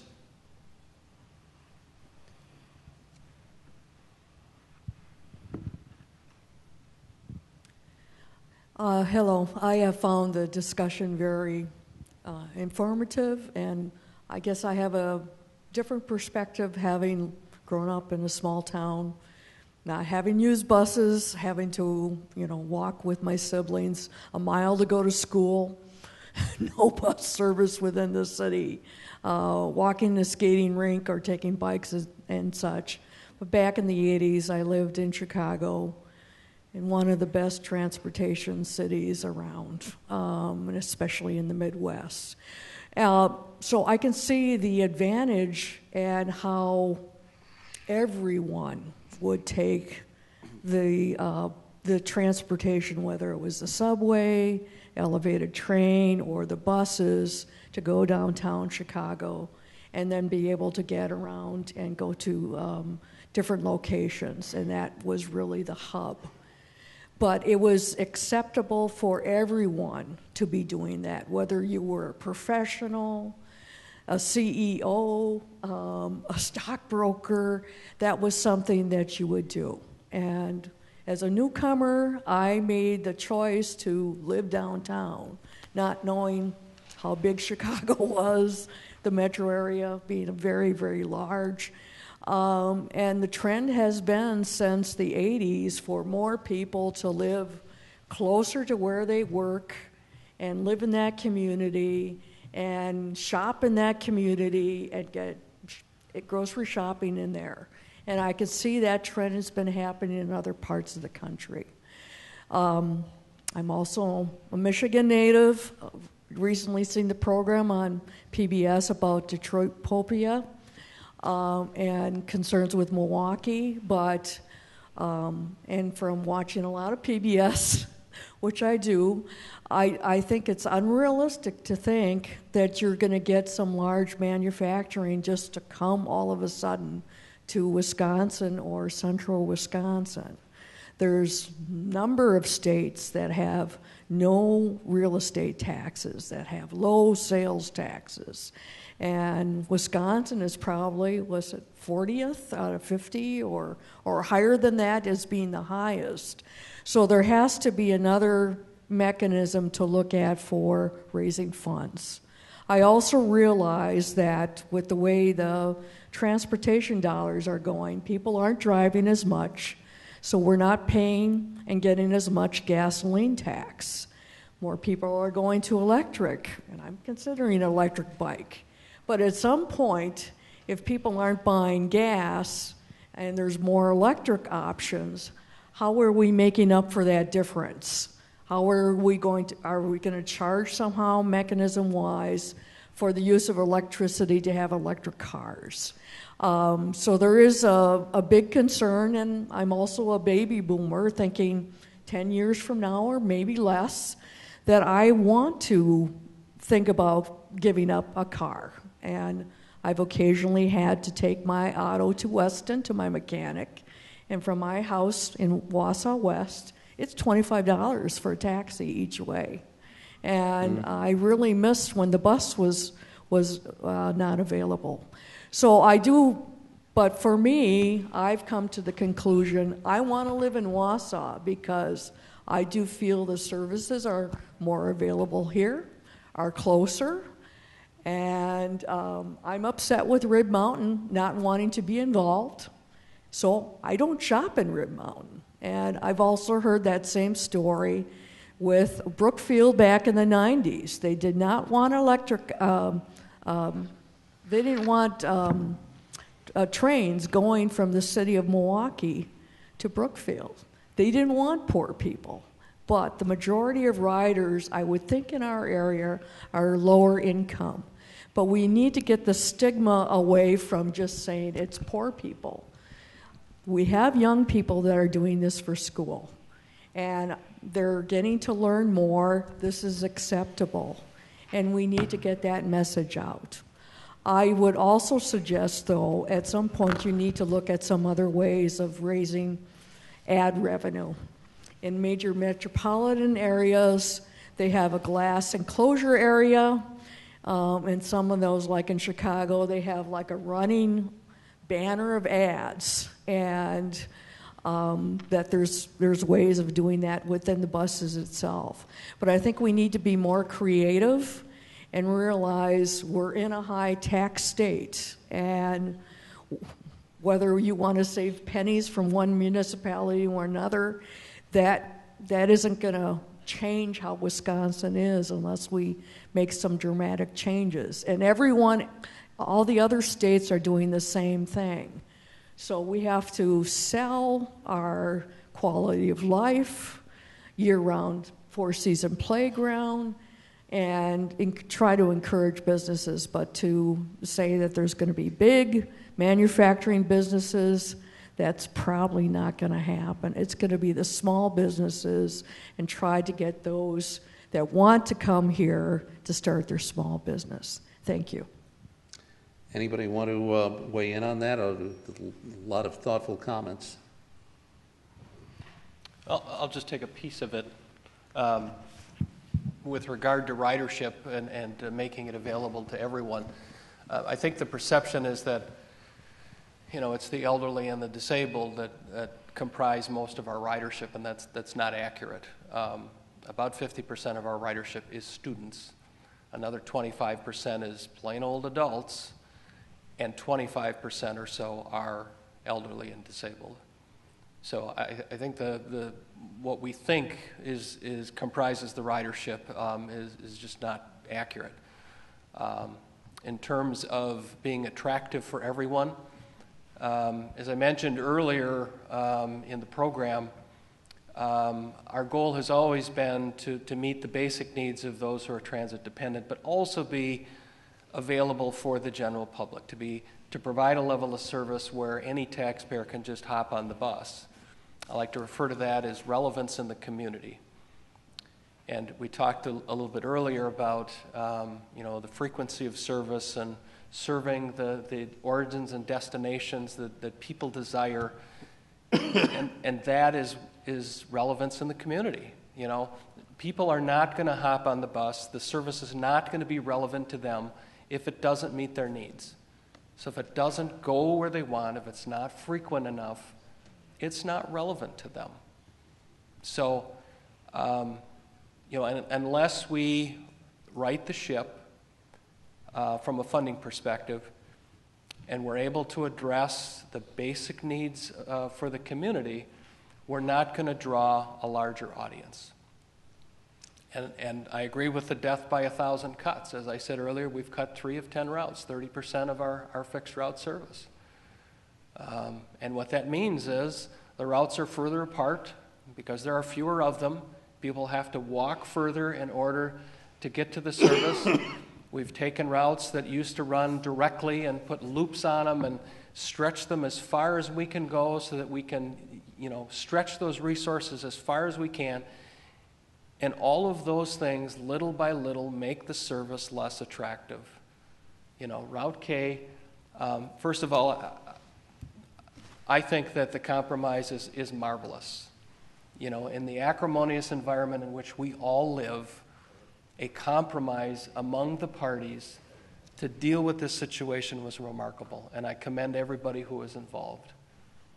Now, having said that, we are challenged with a very limited schedule on Route K, and I think 65 riders a day on just 7 trips is okay.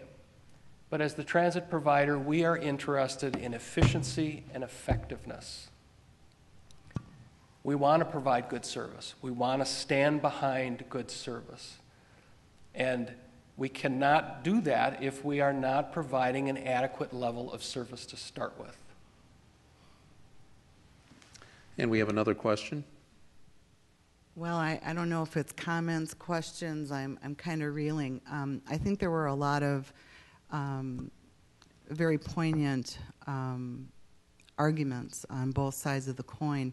I guess the biggest thing I thought of was, at the state level, the government is too big, it has too many regulations, too many mandates, and everything that we would like to do on a local level just costs way too much money. And then at the local level, we have 5 small municipalities, 6 if you include Cronenwetter, in a very small region. I mean, I think, how does New York City have 1 mayor and function when a city the size of Wausau, Schofield, Rothschild, Weston, Rib Mountain, and Cronenwetter has to have 6 different municipalities and administrators and all of the above? I live in Rib Mountain, and I pay $6,000 a year in property taxes, and I don't have street lights or sidewalks or sewer and water or a city pool or anything. And when I go to my town meetings, I'm told that they live on a shoestring budget, that all of my tax dollars go to the county or the city of Wausau, to the school district. My address is Wausau, 54401. I also work for a managed care organization for the state of Wisconsin's Family Care Program. So I work with many of the people with intellectual disabilities, mental health issues. We also serve frail elderly and the physically disabled. So transportation is a nightmare. I can't go to a meeting with DVR, and we can't come together as a team when I have a member that lives on the east side of Wausau, and his supported employment person wants to get him a job on the weekends way out by St. Clair's Hospital. And for 3 months, DVR is going to fund it, but for long term, they're going to look to me to fund that. And if he can't get on a bus, you know, where we buy the bus pass for $15 or $18 a month, then our only other alternative is to buy cab vouchers, which can cost anywhere from $8 to $12 per trip. So I might send somebody out there to work 4 hours at $7.25 an hour. So they're going to earn $25, and I'm going to pay $25 just to get them there and back. To me, that's not effective. It's not cost effective.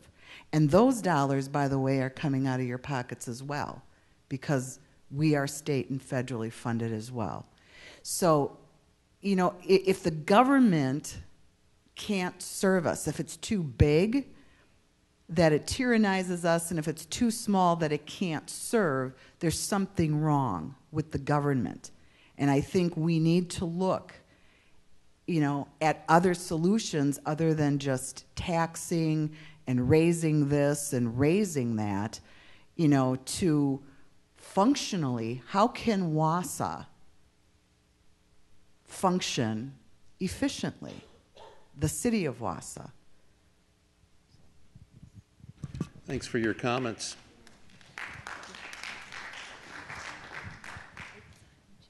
Do we have any more comments? My name is Larry Stuckey. I'm here tonight representing Michael's Place.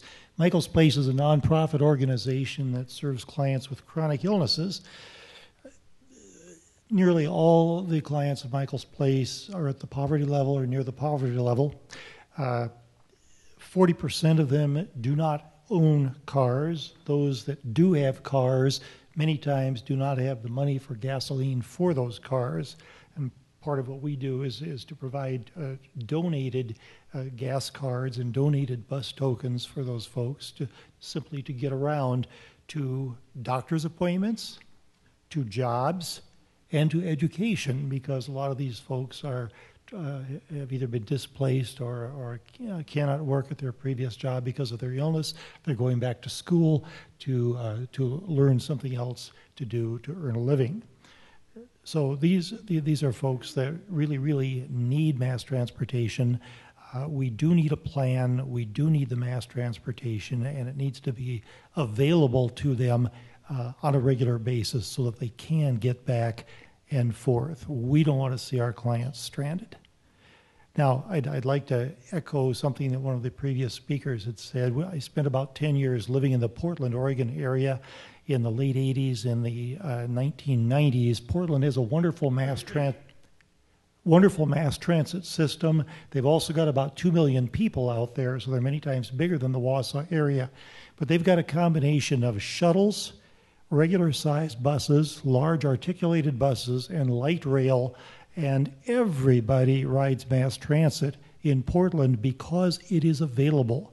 It runs all the time. Yes, sometimes it runs more frequently than others.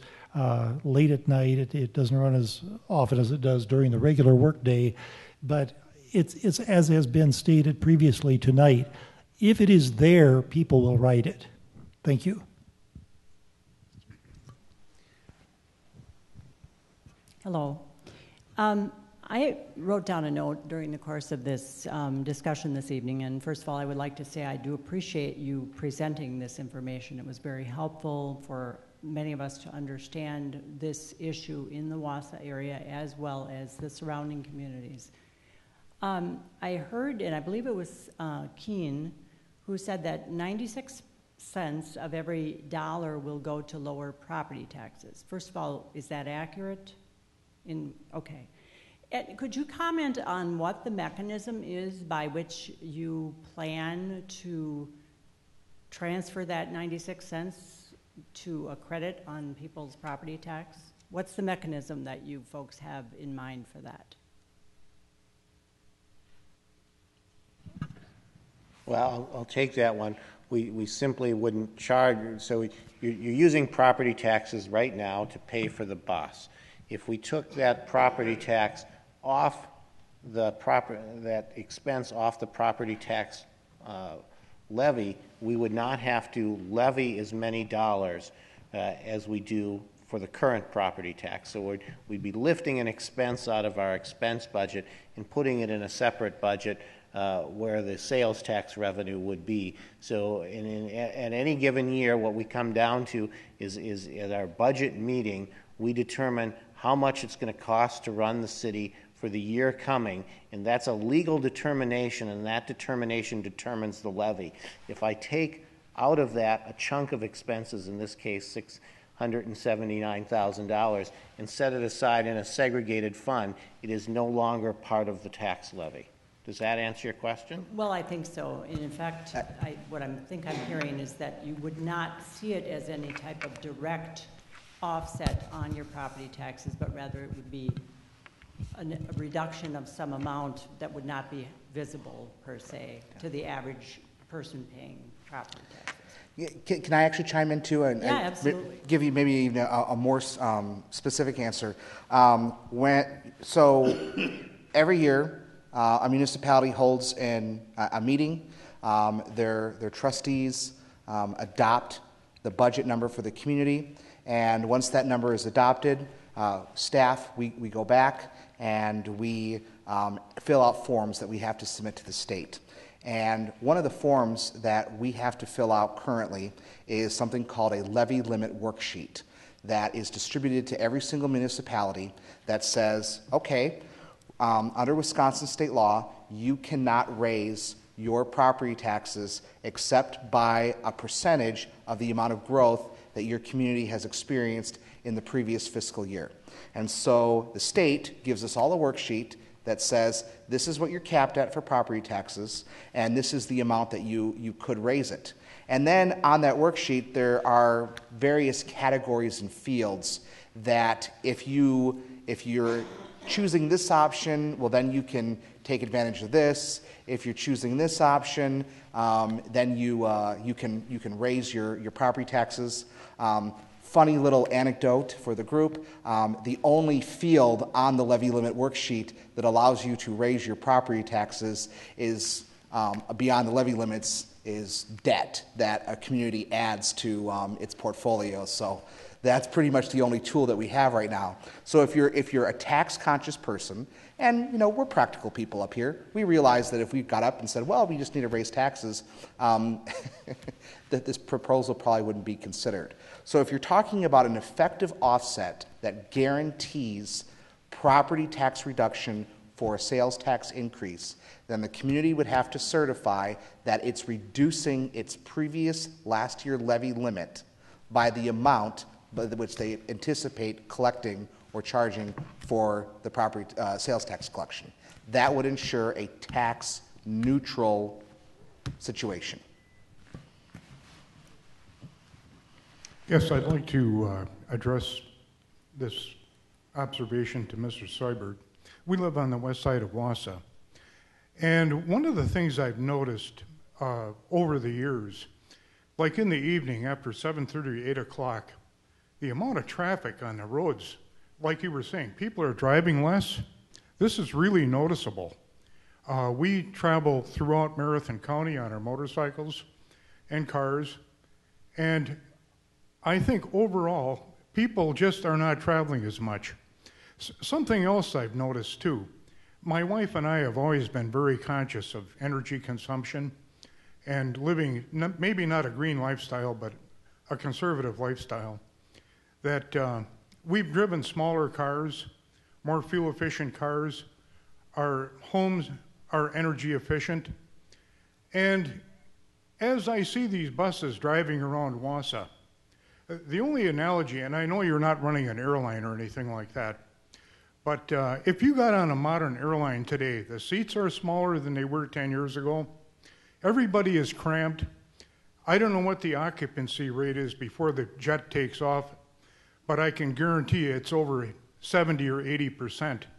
Most of the buses that I see today have hardly any riders on them at all. Now, I don't know what the reason for this is, but there would have to be somebody doing a study on this as to why people just aren't riding the buses. Another thing that I have to question is you could take an airplane and make it out of steel or lead, and only the pilot and co-pilot and the stewardess could fly on it. But if you wanted to be fuel efficient and fly from, say, Chicago to Amsterdam on a 747 or a DC-10, you'd want to make it lighter and more fuel efficient. A friend of mine was joking, but as I thought about it, I was wondering if he had something here. Instead of having these huge buses with no one on them, go to a smaller vehicle. Like he suggested, like a stretch Cadillac or a Mercedes-Benz, and increase the frequency of the buses on the route. So you got something that doesn't cost anywhere as near as much to run or maintain. And that's about all I got to say. Greg Seubert, are stretch limousines in the future of Wausau Metro ride? Probably not. That's a question we get a lot. We're a retail business on wheels, and we have peak times of the day and we have off-peak times of the day. And our peak times are, we have to manage them with the larger vehicles. I think the perception is always that the size of the vehicle determines efficiency and cost effectiveness. Labor is 70% of the equation. And if we can't manage our peak times with as few people as possible, we end up going in the other direction. I've been asked, well, then why don't you get smaller vehicles for the off-peak times and larger vehicles for the peak times? Well, then you have to, somebody's got to shuttle these vehicles back and forth so that they're in service at the right time. You have to buy twice as many vehicles to start with. You have to insure twice as many vehicles. You have to fuel twice as many vehicles, and on and on and on. The short answer is that we do study this issue. First of all, we do, every 5 years, we hire a consultant to take a look at our services. They do a peer analysis, compare us to other systems. And I'm the guy who says, are there other methods of service delivery that can be effective and more cost effective? And the answer to this point has been, you carry way too many passengers to be delivering service with any of those alternative modes. When you start delivering services to handfuls of people with labor versus potentially bus loads, labor kills you. To this point, we carry too many people at our peak times in order for the smaller, quote, more efficient vehicles to be effective for us. The other part of that equation has to do with durability. You talked about, what jets are made of. Well, buses that provide the type of service we provide, the duty cycle is considered a heavy-duty cycle, meaning they take a beating. Now, when we go and look at buses, we look at what's available in a heavy-duty cycle. The small bus that's available for a heavy-duty cycle is about 5 feet shorter than the ones that are our standard bus. Ours are 35, those are 29, 30 feet, depending on the manufacturer. So, first of all, it's got to be durable. So we're using heavy-duty buses. We have to be able to manage the peak loads, and our, particularly to school, from school, they're very heavy. We carry 750,000 passengers a year.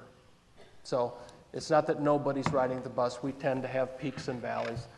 The other point I'd like to make is, I said we're a retail store on wheels. You can walk into retail stores throughout the year, throughout various times of the day, and find nobody but the clerk in the store. We're the same way. As I said, we have heavy peaks. We also have points along the line that are less. You'll find there are folks at times of day that, the bus is empty because they're heading the other direction, to work, for instance, rather than from work. So, we monitor ridership every day. We analyze the system every 5 years. I will say that because of the massive cuts we made in 2012 and the significant fare increase, we lost 20% of our ridership. Now, there isn't a thing we could do today if we decided we wanted to, for whatever reason, get different vehicles. There's no capital money available to do that. So in the near term, regardless of what we decide, who it is we're going to serve or what level of service we're going to provide, we kind of have to dance with what we got. So, we're going to continue to analyze the fleet size. We're going to continue to analyze the types of service we provide. And if we can gain efficiencies in whatever way, shape, or form, that's what we're going to do. So I hope that answers your question. And we have one more question, and it is 5 minutes after 9 o'clock. I have a question regarding the sales tax. Is that like a year-to-year thing? Or would you, if we did the sales tax, would you still continue to look at RTAs that is more sustainable and that was recommended by the state in their blue book? Keen, I think that's for you. Well, whoever. I want to answer. Well, I think that, speaking as an administrator, you try to find practical solutions. I have to work for an elected board of trustees.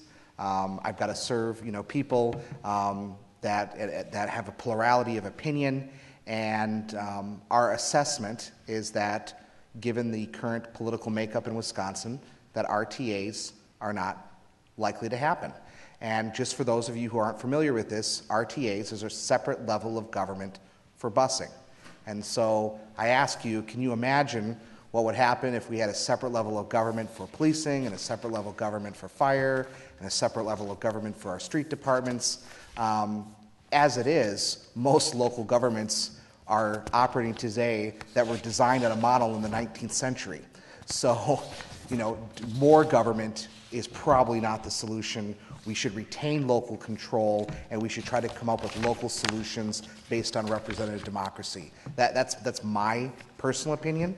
The reason that I'm drawn to Keen's proposal is that it does that, and I think it stands a more viable chance than creating a separate level of government for busing. Just to make sure Kathy gets her whole question answered, we have to, in many cases, walk before we can run. And so really, I think what we have skinny down to here is really asking our legislators for a pilot program that would consist of Marathon County, Winnebago County, and Outagamie County, and the authority to essentially let us show them that we can locally manage a sales tax effectively, and then we can go from there in terms of how the larger state would work. So we're really just asking, which is nice because we're not asking them for money tonight. And usually we're asking them for money. We're just asking for a small grant of authority to try and do something novel here, and we'll evaluate that after a couple years, whether that should be a larger system, whether it should push on to regional transit authorities, RTAs, but at least give us a shot at trying to fix this system locally with the resources we have available. We're going to move to our closing statements, but before we do that, I want to read an excerpt from an editorial that's going to run in the Daily Herald on Sunday. Wausau's public transportation system, it says, is a bare-bones service that doesn't run past 6 p.m. or at all on weekends and doesn't go to large swaths of the area, notably the Rib Mountain Shopping District. As a result, the service here has become something that is used mostly by people who do not have other options. A proposal to allow municipalities to devote a portion of sales taxes amounting to only a fraction of a cent to a transit-specific fund seems to be a political non-starter. Maybe a better route for advocates would be to seek to build a broader base of riders who could advocate for the service. Where are the employers offering workers incentives to take the bus to work? Where are employees organizing pools or take the bus to work days at the office? Where are the people in Wausau who have cars and typically drive cars who are making occasional use of transit a part of their routine? The reality is that transit service here is not at a level that will make it a practical first transportation choice for most people. But if that's ever going to get there, the community will need to show that it's not just some charitable social service, but actually something that can and will be used by the whole community. So with that in mind, let's move to closing statements. Let's please keep them brief, and we'll start with Keene Witters. I agree with what they're saying in the Wausau Daily Herald, in particularly this sense of whole community. Is this just Wausau, or is it more than that? It really is a metro area, of which Wausau is slightly less than half of it now. And really what we have is a Wausau-centric bus system that really makes it hard for riders. And so what we're asking for is really a pilot program, a grant of some local autonomy that will help us do a couple of things. Number one, to provide property tax relief. And I really am certain that most of the bus system as it exists will remain intact, which is currently funded by property tax system, and those will be replaced, and there will be direct property tax relief. 96 cents of every dollar that we raise, maybe 97 of the sales tax, will go to direct property tax relief. Then some of it will go to essentially expand the bus system and make it more effective and cover those destinations that are part of our neighboring communities that would like to be in the bus system, particularly the retail areas, without digging into the pockets of those people in those communities who are on the fringe and don't want to be in the bus system. It gives us a compromised position for our neighbors to enter the system and make it a full metro system. And so those things, making transit property tax relief, making it more efficient and effective, and really engaging on our neighbors in a way that they can participate in the system are the things that we need to do to really ramp this system up and make it rider-friendly. And so if we can do that, I think we'll have a better system. All we need is really a small grant of autonomy from the state, and that should be reasonably doable, and I hope we will get on with the pilot project. Thank you all very much for coming tonight. I know it's been a long night, but really to see people thinking about public policy like this, to not be in a room with just 2 or 3 people wondering what's going on, it's really great to see you all here. Thank you for coming. Next, Daniel Gill, the administrator for the Village of Weston. Well, again, thank everyone for coming out. Certainly appreciate the opportunity to participate in the dialogue and the discussion. Politics is a team sport, and I can tell you that for everyone here that may be pro-transit, I've got equally large constituencies of people that are calling us at Weston Village Hall every day talking about those services that they care about. And I can tell you that the funding relationship that local governments have previously operated under is changing. And as a result, we're going to have to change too. So regardless of whether the fact that you're pro-bus, regardless of whether the fact that you're anti-tax or maybe anti-government or anti-services, I encourage you to get involved. Let your elected officials know what your values are and what you feel our spending priorities should be. I can tell you it's certainly challenging trying to facilitate community when you have public referendums with conflicting outcomes. We're doing our best. We're going to be open to listening to what people have to say, and we're going to try to make the best decisions we can, given an aggravated set of circumstances. So thank you. Look forward to your continued communication and dialogue on this topic, and we'll continue to stay involved in the conversation. Next, Greg Soibert. I too want to thank everyone for coming out. It's nice to participate in honest. It's nice to participate in an honest discussion, in a courteous way.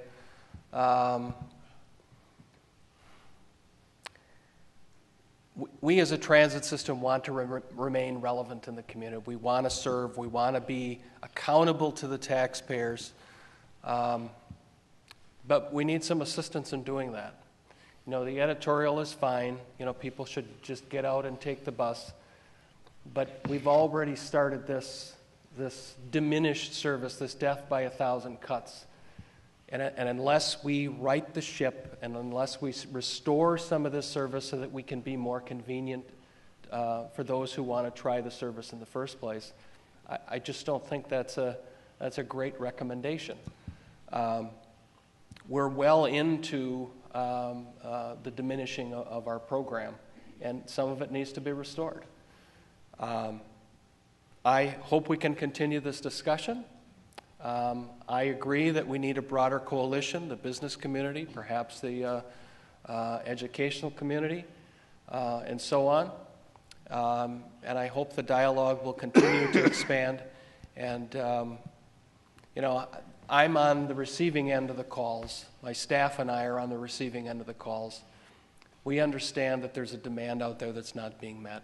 We understand that there's a frustration with the fact that we don't go to certain places or we don't operate as frequently as folks would like. You know, there's an expectation in our society that things should be provided in a way that's convenient. And at this point, some of the stuff we're doing is not as convenient as we'd like it to be. There's a reason for that. That's why we're here. And I hope we can address that through one way, shape, or form. If it's not this mechanism, through another mechanism. And again, I hope the dialogue continues. Thanks for coming. Sorry. And finally, Rabbi Dan Danson of Naomi. In terms of that editorial, I don't know whether to look forward to the day when Wausau is Brooklyn or not to look forward to the day when Wausau is Brooklyn. I think you know, urban areas are changing, and the day may come with millennials where the bus service is actively embraced, and there's a strong grassroots push to expand the system. But in the meantime, it's a necessity for lots of people in the community. And we can talk about the sort of heart-rending case for why people need to use it. And we hear the stories, and they're very moving. But I think it's also a case of remembering that when we talk about transportation policy, we're talking about moving everybody in the community. And for a significant chunk of the community, 750,000 people, they have to move by bus. It's not a trivial constituency, and this is about public policy, including everybody having a place in the community. I just want to also say that you know, it's been an interesting few years for Naomi, which is an alliance of congregations of a synagogue and churches in the area. Because you know, we didn't know we were going to be in the support transit business. This was an issue that came to us a little bit as a surprise. And one of the things that we have found is that there have been acrimonious moments in this.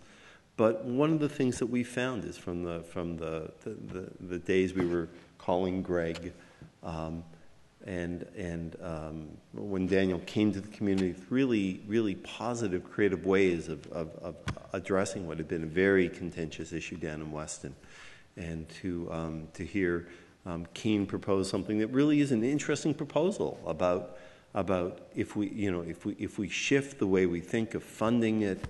Does that give us a more inclusive, a more stable, a fairer system? It's been exciting for us to see the way the community has responded positively and creatively to this, and that gives me heart and encourages us, and to see that people do care to have everybody included in that network as we reach and try to find a way that's going to be stable and sustainable. I thank everybody for participating this evening. I want to thank Glenn for moderating this so well, and especially to everyone who came out tonight, and your patience and interest. Thank you. Well, that concludes tonight's forum. We do want to thank our sponsors, Naomi, the North Central Area Congregations Organized to Make an Impact, WIPPS, the Wisconsin Institute for Public Policy and Service, and the Center-Right Coalition of Wausau, and Wisconsin Public Radio. I'm Glenn Moberg. A special thanks to Chris Berg and the crew at UW Marathon County Center for Civic Engagement Theater for making this event possible. Thanks also to Gene Abreu of Naomi and Eric Giordano of the Wisconsin Institute for Public Policy. Thanks again to our panelists, Rabbi Dan Danson, Greg Soibert, Daniel Guild, and Keen Winters. Thanks to Senator Jerry Petrusky, State Representatives Mandy Wright and John Spiros for their contributions. Thanks to our bus riders, and thanks to all of you in the audience. Good night, everybody. You've been a great, great crowd.